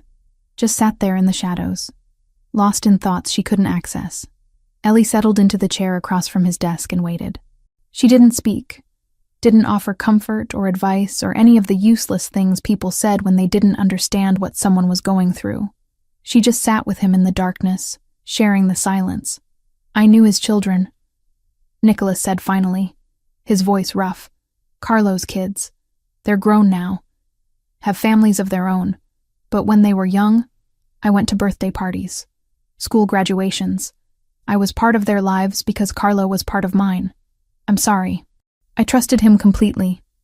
Never questioned his loyalty or his competence. Never thought to look deeper when he started showing signs of stress." Nicholas took a drink, the whiskey catching the ambient light from the hallway. "And now, I have to live with the fact that my blindness put people at risk. Put you at risk." Ellie leaned forward. "Carlo made his choices, not you. He could have asked for help with his gambling problem. He could have come clean before it got out of control. He chose the Albanians instead. That's not your fault. Part of leadership is seeing these things before they become catastrophic. You're not psychic. You can't read minds or predict every possible betrayal." She paused, choosing words carefully. "You did what needed to be done today.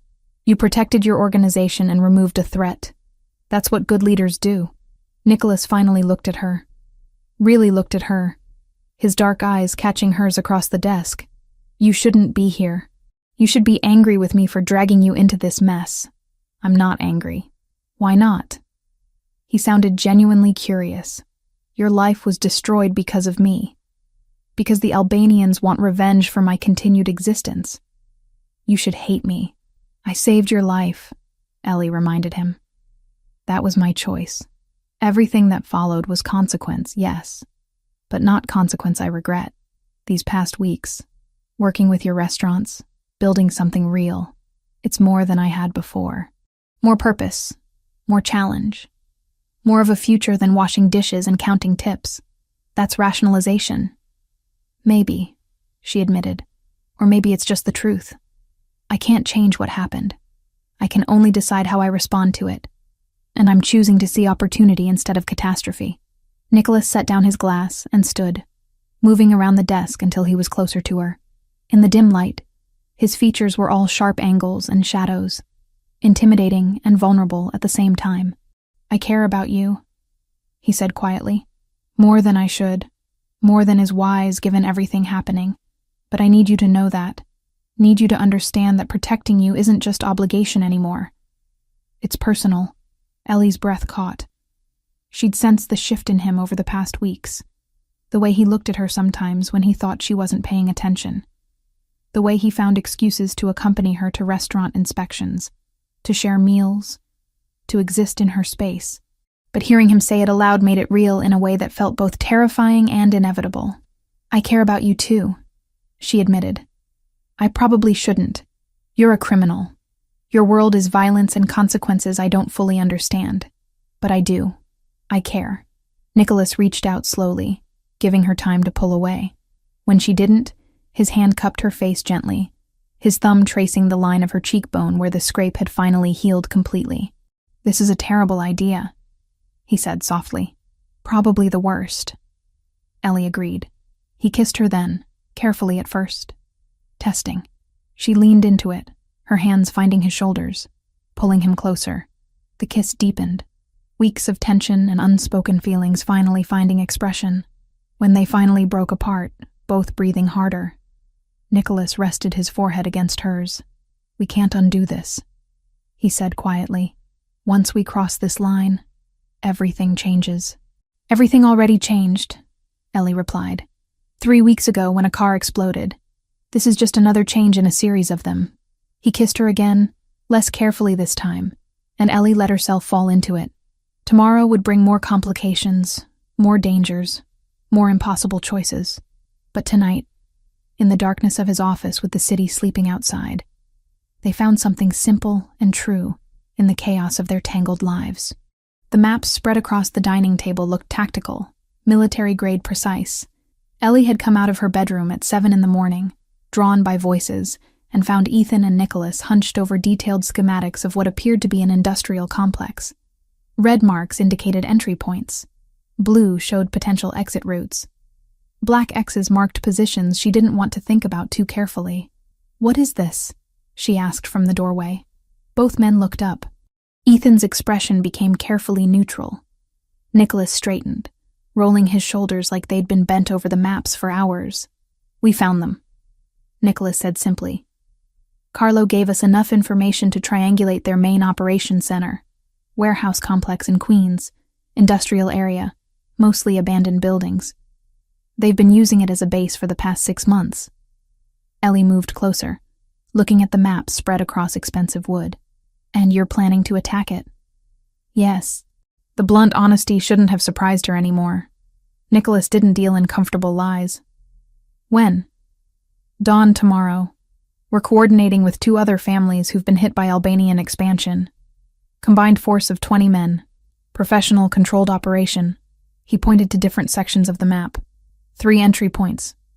Ethan commands 8 men here, covering the south exits. I take 12 through the main entrance.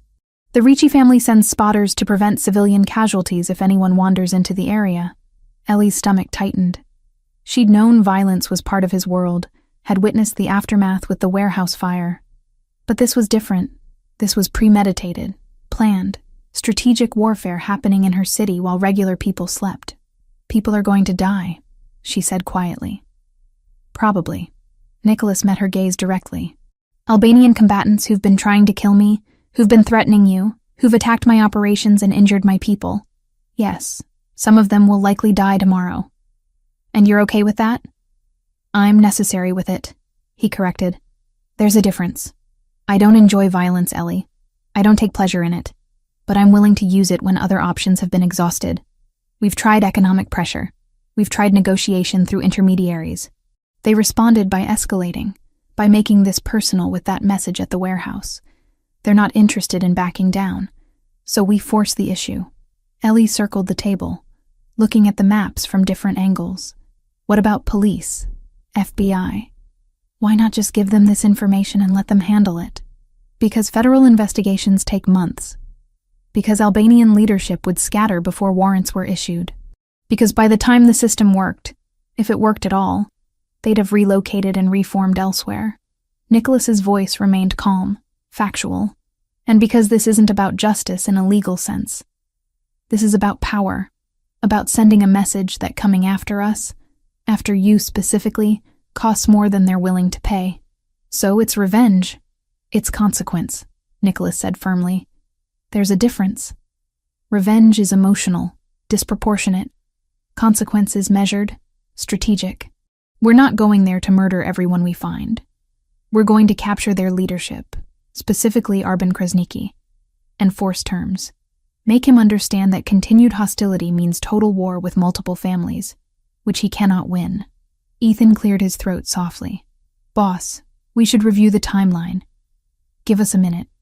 Nicholas interrupted, still watching Ellie. Ethan nodded and retreated to the kitchen, giving them space. Nicholas came around the table to stand closer to her. I know this isn't your world. I know it seems brutal and wrong by the rules you grew up with. But it's the reality of the situation we're in. The Albanians won't stop because we ask nicely. They won't stop because it's the right thing to do. They'll stop when continuing becomes too expensive, when they understand that their survival depends on leaving us alone. And the people in that warehouse? Ellie gestured at the maps. The ones who aren't leadership? The guys just following orders? They'll have opportunity to surrender, Nicholas said. This isn't a massacre. It's a targeted operation. We want Arben alive. We want his lieutenants alive if possible. Anyone who drops their weapon and steps back walks away. But anyone who fights back will be met with appropriate force. Appropriate force. Such clinical language for violence and death. Ellie looked at the maps again, at the careful planning that had gone into this operation. She thought about the past weeks, about the bounty on her head, about seeing her face spray-painted on a burned warehouse wall, about living in constant fear, constantly looking over her shoulder. Her entire life collapsed because she'd noticed a red wire.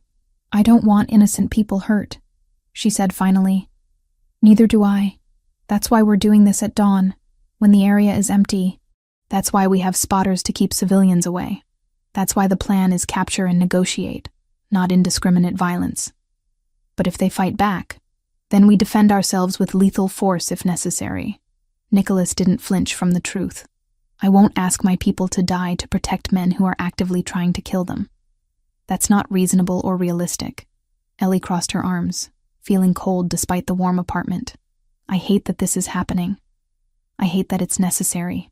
I hate that I understand why you're doing it. You can hate it and still accept it, Nicholas said quietly. The two aren't mutually exclusive. I've been doing this for 15 years, and I still hate most of it. But I do what needs to be done to protect my family, my people, and now you. She looked up at him, at the exhaustion in his eyes, at the weight he carried so carefully. Be careful tomorrow. Come back. Something softened in his expression. I will. I have reasons to come back now. He kissed her forehead gently, then returned to the maps with Ethan. Ellie watched them plan for another hour before retreating to her room, unable to witness more. She didn't sleep that night, just lay in bed counting seconds, waiting for dawn. The apartment was empty when she emerged at 7. Nicholas and Ethan had left hours earlier, taking most of the security detail with them. Only one guard remained, stationed outside the front door. Ellie made coffee and waited, every minute stretching into eternity. The call came at 9:15. Ethan's voice, terse and professional. It's done. We're heading back. Boss is fine. Ellie's legs nearly gave out with relief. She sank onto the couch, phone pressed to her ear. What happened? Full debrief when we get there. 30 minutes. He ended the call. Those 30 minutes were the longest of Ellie's life. She paced the apartment, unable to sit still, replaying every terrible possibility. When the front door finally opened, Nicholas walked in followed by Ethan and 3 other men, all of them looking like they'd been through hell. Nicholas's suit jacket was gone. His white shirt had blood on the left sleeve, torn fabric revealing a bandage underneath. His face was smudged with dirt and what might have been gunpowder residue. But he was walking, talking, alive. "You're hurt," Ellie said, already moving toward him. "Graze. Bullet caught the outside of my arm." Ethan field dressed it. "I'm fine." Nicholas caught her hands before she could touch the wound. "It looks worse than it is." "Sit down. Let me see it properly." He didn't argue, just settled onto the couch while Ellie retrieved the first aid kit Ethan kept stocked. She carefully cut away the field bandage, revealing a long, shallow wound along his bicep. The bullet had torn skin and muscle but missed anything vital. It had been cleaned and dressed competently, but she redid it anyway, needing to do something useful with her shaking hands. "Tell me what happened," she said while working. Nicholas winced slightly as she applied fresh antiseptic. "We went in at dawn as planned. Initial entry was smooth, minimal resistance at the perimeter. Most of their force was concentrated inside the main building. We cleared the outer structures first, gave everyone opportunity to surrender. About half did. The others retreated to defend the central office where Arbin was coordinating." He paused while she wrapped fresh gauze around his arm. "The fighting was intense for about 40 minutes. Close quarters, limited sightlines.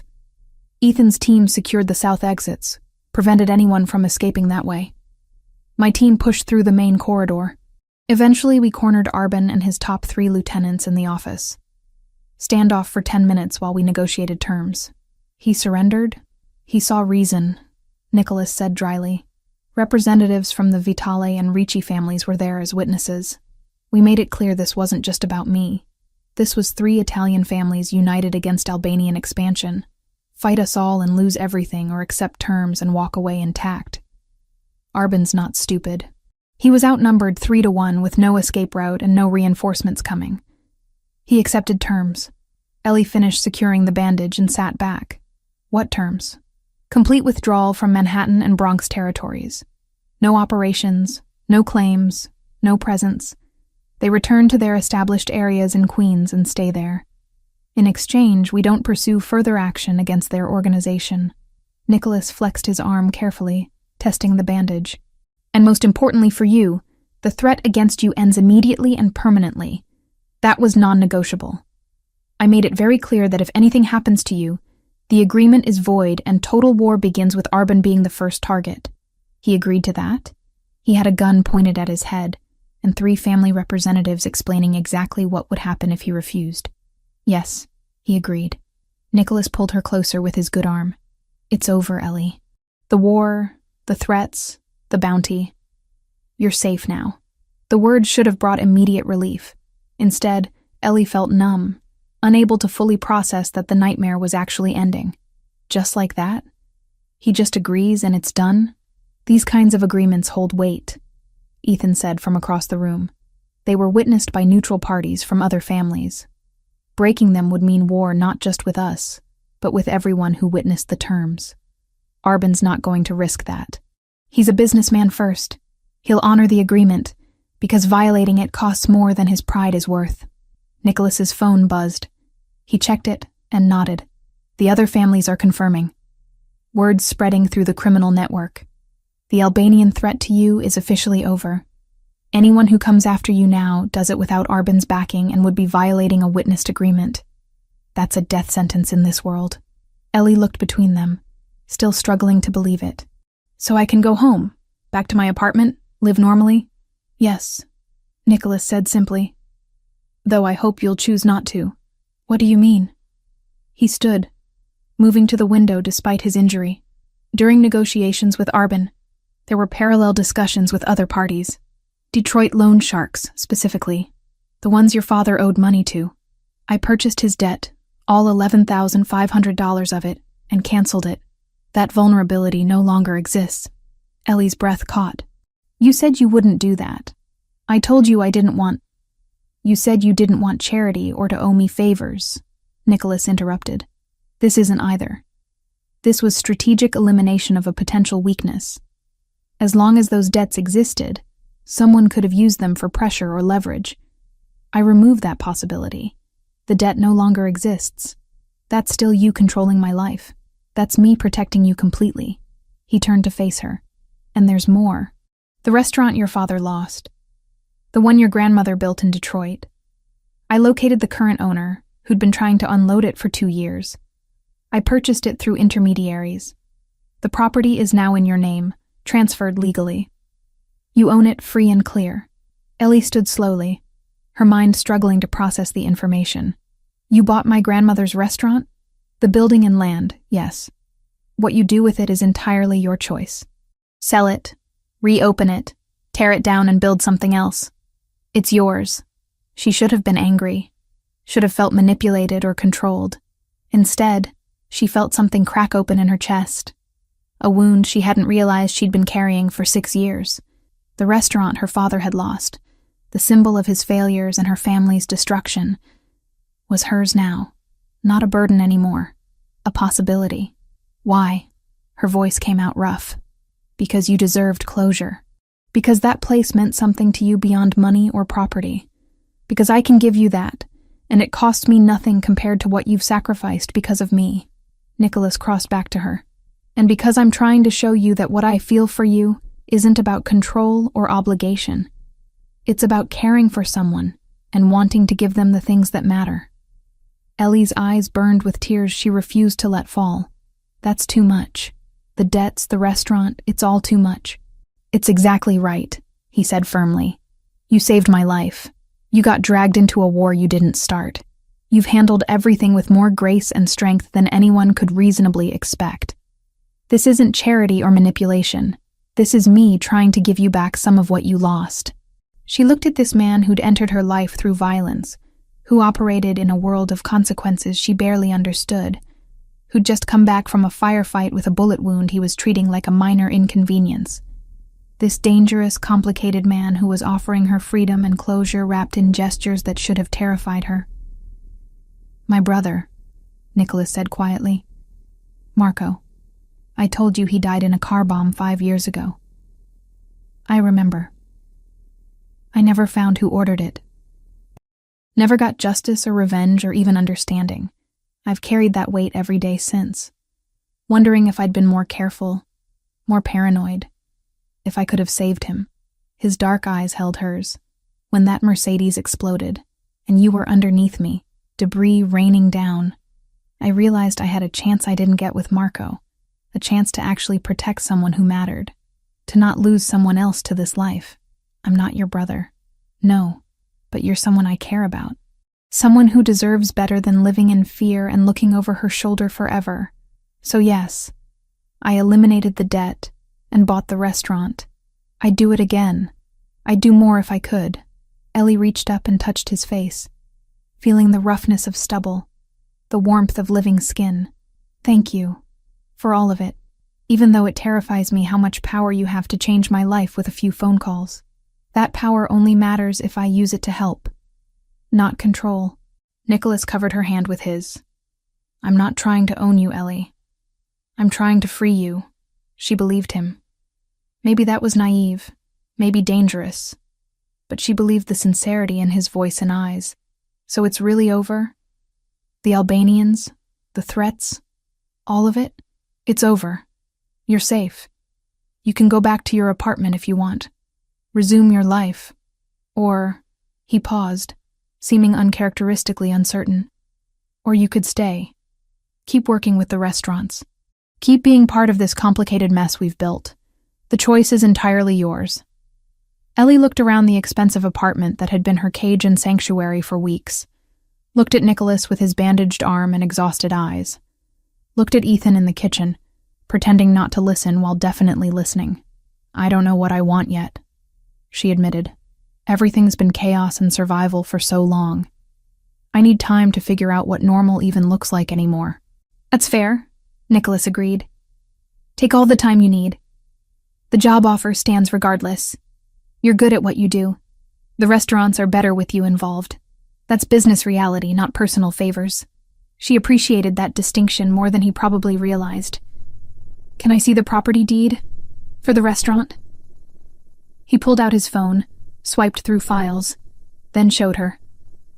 There it was, legal and official. The building on Gratiot Avenue in Detroit, the one her grandmother had opened 50 years ago, now registered in Ellie Wells's name. "I need to sit down," she said quietly. Nicholas guided her to the couch, sat beside her, and just let her process. The war was over. The debts were cleared. Her grandmother's legacy was restored. And she was somehow more terrified now than when people were actively hunting her. Because now she had to figure out what came next, without the structure of survival driving every decision. "One step at a time," Nicholas said, reading her expression. "You don't have to decide everything today. What happens with us?" The question escaped before she could stop it. He considered for a moment before answering.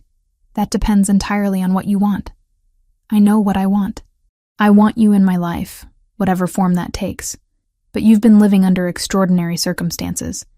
Now that the pressure's gone, you might realize you don't want any part of this world. And I'd understand that. But you'd be disappointed." "Yes," he admitted. "But I'd respect it. Your choice, your life, your decision. No pressure, no manipulation. Just honest wanting and respectful acceptance of whatever you choose." Ellie leaned against him carefully, mindful of his injured arm. "I don't have answers right now. I just know I'm exhausted and relieved and terrified all at once. That's normal after everything you've been through." Nicholas pressed a kiss to the top of her head. "Rest. Process.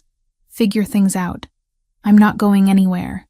They sat together in silence while the city moved outside the windows, while life continued for people who didn't know how close they'd come to a war in their streets. And Ellie, for the first time in weeks, let herself imagine a future that wasn't defined by fear. 3 months had a way of changing everything and nothing simultaneously. Ellie stood in front of the mirror in her Upper West Side apartment, adjusting the neckline of her burgundy dress. The color was rich without being flashy, elegant without trying too hard. Perfect for tonight's reopening of Fiore d'Oro, the restaurant where everything had started with fire and violence and a red wire that shouldn't have been there. The apartment around her was hers. Actually hers, paid for with salary, she earned directing culinary operations for 3 restaurants. $2,800 a month in rent came out of her bank account like clockwork. No favors, no strings, just honest work compensated fairly. The space was smaller than Nicholas's place, obviously, but it had her furniture, her books, her grandmother's worn recipe cards framed on the kitchen wall. She'd moved out of the Upper East Side apartment 6 weeks ago, needing to prove to herself that she could exist independently in this new version of her life. Nicholas had helped with the move without complaint, never once suggesting she should stay in his protected bubble. He understood what she needed even when she couldn't articulate it clearly. Her phone buzzed with a text. "Downstairs. Take your time." Ellie grabbed her coat and bag, took one last look in the mirror, and headed down. The Blacktown car waited at the curb, Nicholas leaning against it in a charcoal suit that probably cost more than her entire wardrobe. He straightened when he saw her, his expression shifting from neutral to something warmer. "You look beautiful," he said simply. "You clean up okay yourself." She let him open the car door for her, sliding into the familiar leather interior. They'd fallen into this rhythm over the past months, working together during the day, restaurant inspections and menu planning and staff training. Dinners together most evenings, either at his place or hers, slowly building something that felt real instead of forged in crisis. The physical relationship had developed naturally, carefully, both of them aware that they were navigating complicated territory. Ellie had given her FBI deposition 7 weeks ago, a formal 3-hour interview with Nicholas's lawyer present. She described the valet, the red wire, the explosion, everything she could remember. The agents had been professional, almost sympathetic, clearly understanding she'd been caught in something beyond her control. The investigation into the car bombing had stalled after the Albanians withdrew from contested territories. Without active cooperation from surviving witnesses, and with the primary suspects having left the jurisdiction, the case remained open, but inactive. Ellie had been told they might need follow-up testimony if the case progressed, but she wasn't holding her breath. "Nervous?" Nicholas asked, as they drove through evening traffic. "A little," Ellie admitted. "It's strange going back there. Last time I was at Fiore d'Oro, Someone tried to blow you up in the parking area. Different valet service now, he said dryly. Thoroughly vetted. The restaurant looked transformed. The explosion damage had been completely repaired and the entire facade renovated. New windows, new entrance, subtle lighting that made the building glow warmly against the darkening sky. A small crowd had already gathered outside, well-dressed people waiting for the doors to open. Ethan stood near the entrance, coordinating security with practiced discretion. 6 other men Ellie recognized from Nicholas's organization were positioned strategically around the perimeter, trying to look like regular guests, but fooling no one with their watchful eyes and obvious earpieces. Is all this security really necessary? Ellie asked as they approached. Probably not, Nicholas admitted. But it makes me feel better. Humor me. They entered together, Nicholas's hand resting lightly on the small of her back. The gesture was proprietary but not possessive, a statement more than a claim. People noticed. Of course they noticed. Nicholas Pellegrini arriving with a woman, treating her like she mattered, walking through the door together as equals, rather than boss and employee. The dining room sparkled. New fixtures, refinished floors, tables set with linens so white they almost glowed. The kitchen, visible through the open window, showed gleaming equipment and chefs already working with choreographed precision. Antonio was there, leading the team Ellie had trained over the past months. He caught her eye and nodded respectfully. "Miss Wells," the hostess greeted warmly. "Mr. Pellegrini, your table is ready." They were led to a private corner table with a view of both the dining room and the street outside. Ellie could watch the organized chaos of opening night while maintaining some semblance of privacy. Nicholas held her chair, waited until she was settled before taking his own seat. The restaurant filled quickly. Ellie recognized some faces from the other Pellegrini establishments. Others were clearly from Nicholas's world, men and women who moved with that particular awareness that came from living in dangerous circles. They nodded respectfully to Nicholas, their eyes lingering curiously on Ellie before moving on. No one approached the table, no one interrupted. "They're speculating about us," Ellie observed quietly. "Let them speculate." Nicholas poured water from the carafe on their table. "What we are is our business, not theirs." "And what are we exactly?" He looked at her directly, his dark eyes serious. "We're 2 people who found each other in the worst possible circumstances and decided to build something real anyway. We're partners, equals. Whatever labels you want to put on it, that's the foundation." A waiter appeared with wine, the good stuff from the reserve list Ellie had personally curated. They went through the ritual of tasting and approving, then ordered dinner. Antonio had prepared a special tasting menu for tonight, showcasing techniques Ellie had helped him rediscover. Traditional preparations elevated with modern precision. The first course arrived, a simple caprese that was anything but simple. Buffalo mozzarella so fresh it still held warmth, tomatoes at perfect ripeness, basil that smelled like summer. Ellie took a bite and nodded with satisfaction. This was what food should be. Honest, excellent, unpretentious. "You've done amazing work with these restaurants," Nicholas said, watching her enjoy the food. "Revenue is up across all 3 locations. Customer satisfaction scores improved significantly. You've built something real here." "We built it," Ellie corrected. "You gave me the platform and resources. I just used them well. Don't diminish your contribution. You're genuinely talented. The restaurants were profitable before, but they're exceptional now. That's your doing." The praise warmed her more than it probably should. She'd spent so much of her life feeling like she was falling short, chasing dreams that stayed perpetually out of reach. These past months had been the first time she'd felt truly successful at something that mattered. Between courses, Nicholas reached into his jacket and produced a cream-colored envelope. He set it on the table between them, not offering it yet, just letting it exist there. "What's that?" Ellie asked. "Something I should have given you weeks ago, but the timing never felt right." He slid it across the white tablecloth. "Open it." Ellie picked up the envelope carefully, feeling the weight of quality paper. Inside was a single document, folded once. She opened it and read, her breath catching as the words registered. Property deed. The address on Gratiot Avenue in Detroit. Her grandmother's restaurant. The one her father had lost. The one Nicholas had purchased weeks ago. But the document was dated yesterday. Transfer of ownership from Nicholas Pellegrini to Ellie Marie Wells. "You already told me you bought it," she said, voice tight with emotion. "Weeks ago. I bought it, yes. But it's been in legal limbo while we handled the paperwork properly. As of yesterday, the transfer is complete. The property is legally yours, free and clear. No mortgage, no liens, no strings. You own it outright." Ellie stared at the deed, at her name printed in official legal text. The building her grandmother had opened in 1973. The place where her mother had grown up, where her father had worked before addiction destroyed everything. The symbol of her family's rise and catastrophic fall. Now it was hers. Not a burden anymore. A possibility. I don't know what to say. Her eyes burned, but she refused to let tears fall in public. "You don't have to say anything. It's yours to do with as you please. Sell it if you want.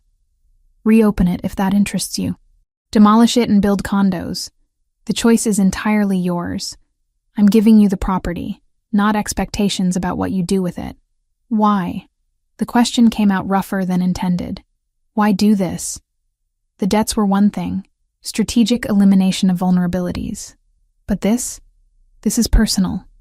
This is my history, my family, my pain. Why invest in that? Nicholas leaned forward, his full attention focused on her. Because that restaurant represents everything you've overcome. Your grandmother's courage coming to a new country. Your family's hard work building something from nothing. Even your father's failures. They're part of the story. That building holds your history, good and bad. You deserve to own that history instead of being owned by it. He paused, seeming to choose his words carefully. My brother Marco died 5 years ago. Car bomb, just like they tried with me. I never got closure. Never got justice or even understanding. I've carried that weight every day since, wondering if I could have prevented it somehow. His eyes held hers, raw honesty in his expression. When you pulled me away from that Mercedes, when you saved me from the same fate, it changed something. Made me realize I could actually protect someone who mattered. Could prevent loss instead of just mourning it. You gave me that chance. This restaurant, clearing your father's debts. These are ways of honoring that. Of showing gratitude not with words, but with actions that matter. Ellie's throat tightened. She'd known about Marco, but Nicholas rarely spoke about him directly. Hearing the pain in his voice, understanding how her instinctive action 3 months ago had meant more than just saving a life, it recontextualized everything. "I don't know what I'll do with it yet," she said quietly, folding the deed carefully. "But thank you for seeing what this means, for not just throwing money at problems, but understanding what actually matters. You're welcome." They finished dinner slowly, savoring each course. Antonio had outdone himself. Every dish was technically perfect, but more importantly, it had soul. The kind of food that reminded you why you loved eating, why cooking was art as much as craft. Other diners approached their table periodically, business associates offering congratulations on the reopening, representatives from other families paying respects. Everyone was polite, deferential, carefully not mentioning Ellie directly, but clearly registering her presence beside Nicholas. She was being seen, acknowledged as someone who mattered in his world. It should have terrified her. Probably should have sent her running. Instead, it felt oddly natural. She'd earned her place here through competence and survival. She wasn't Nicholas's accessory or trophy. She was her own person who happened to be building a life that intersected with his. After dinner, Nicholas led her to a private door at the back of the restaurant. "I want to show you something." They climbed a narrow staircase to the roof. Ellie hadn't known the building even had roof access. At the top, a small terrace had been constructed, complete with wrought iron railing and potted plants that would probably die come winter. The view stretched across Manhattan, lights glittering in every direction, the city alive and infinite. "This wasn't here before," Ellie said, taking in the space. "Addition during renovations. I thought the building should have somewhere peaceful. Somewhere you could see the whole city, and remember you're part of something bigger."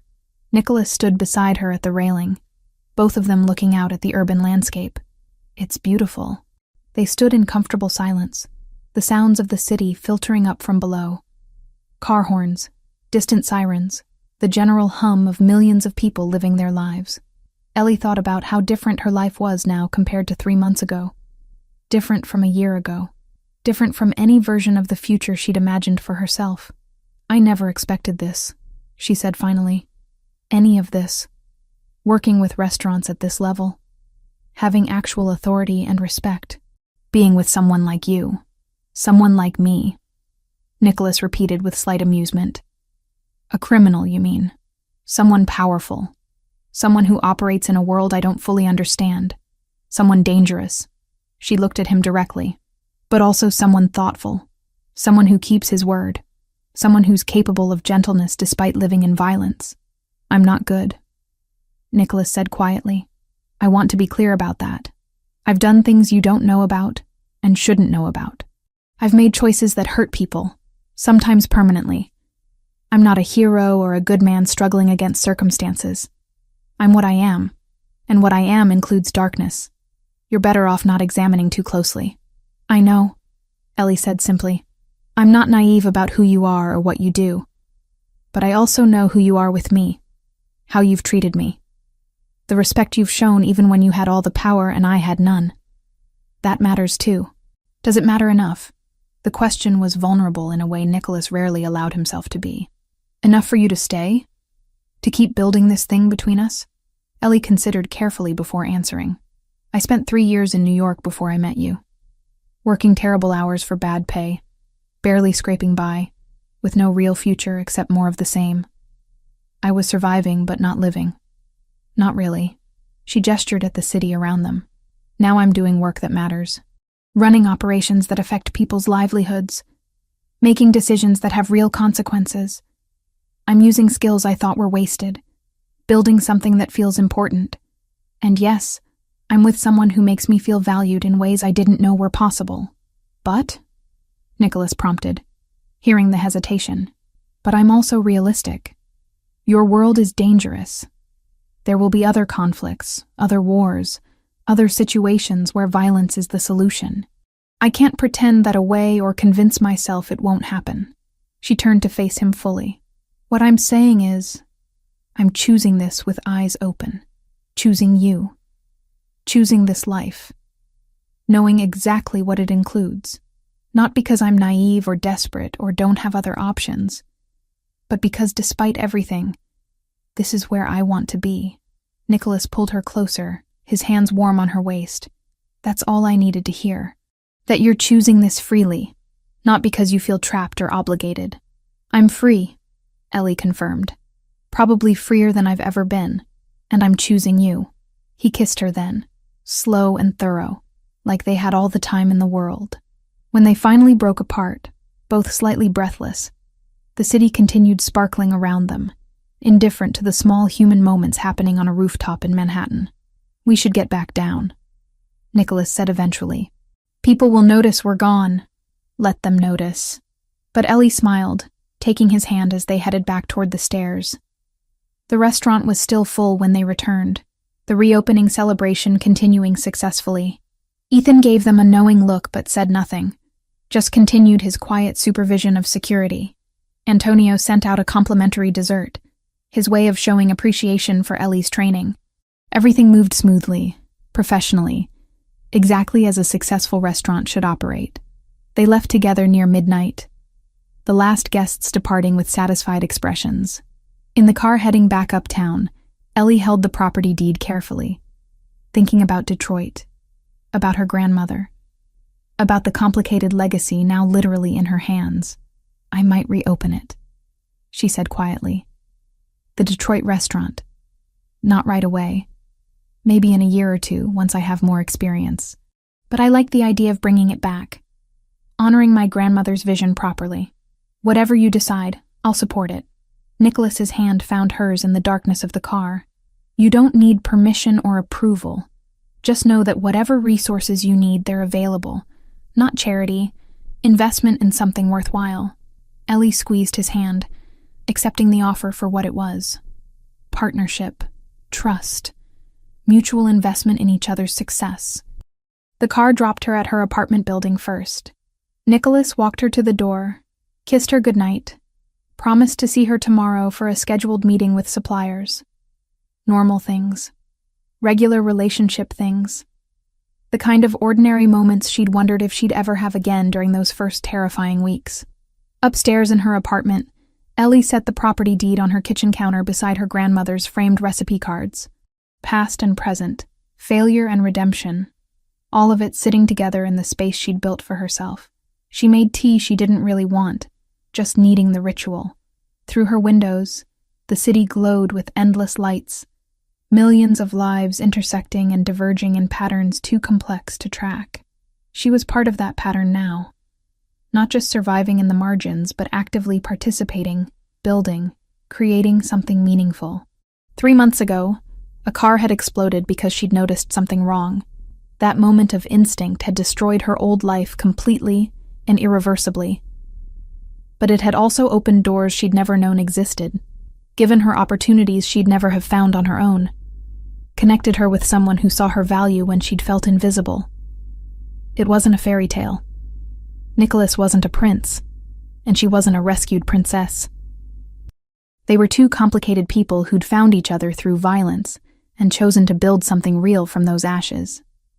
It was messy and imperfect, and sometimes morally complicated. But it was honest. It was theirs, and it was the life Ellie Wells had chosen with eyes wide open. She finished her tea and prepared for bed, already thinking about tomorrow's meetings, next week's menu revisions, the 1,000 small decisions that made up her new normal. Outside, the city never slept. Inside, for the first time in longer than she could remember, Ellie felt genuinely at peace with where she was and who she'd become. The future remained uncertain, still dangerous in ways she couldn't fully predict, but she'd learned something crucial over these past 3 months. She was strong enough to handle whatever came next, smart enough to navigate complicated waters, brave enough to choose difficult paths when they led somewhere worth going. And that knowledge, more than safety or security or any promise of protection, was the gift Nicholas Pellegrini had really given her. Not rescue, not salvation, just the opportunity to discover exactly how capable she'd always been, waiting for circumstances that would force her to prove it.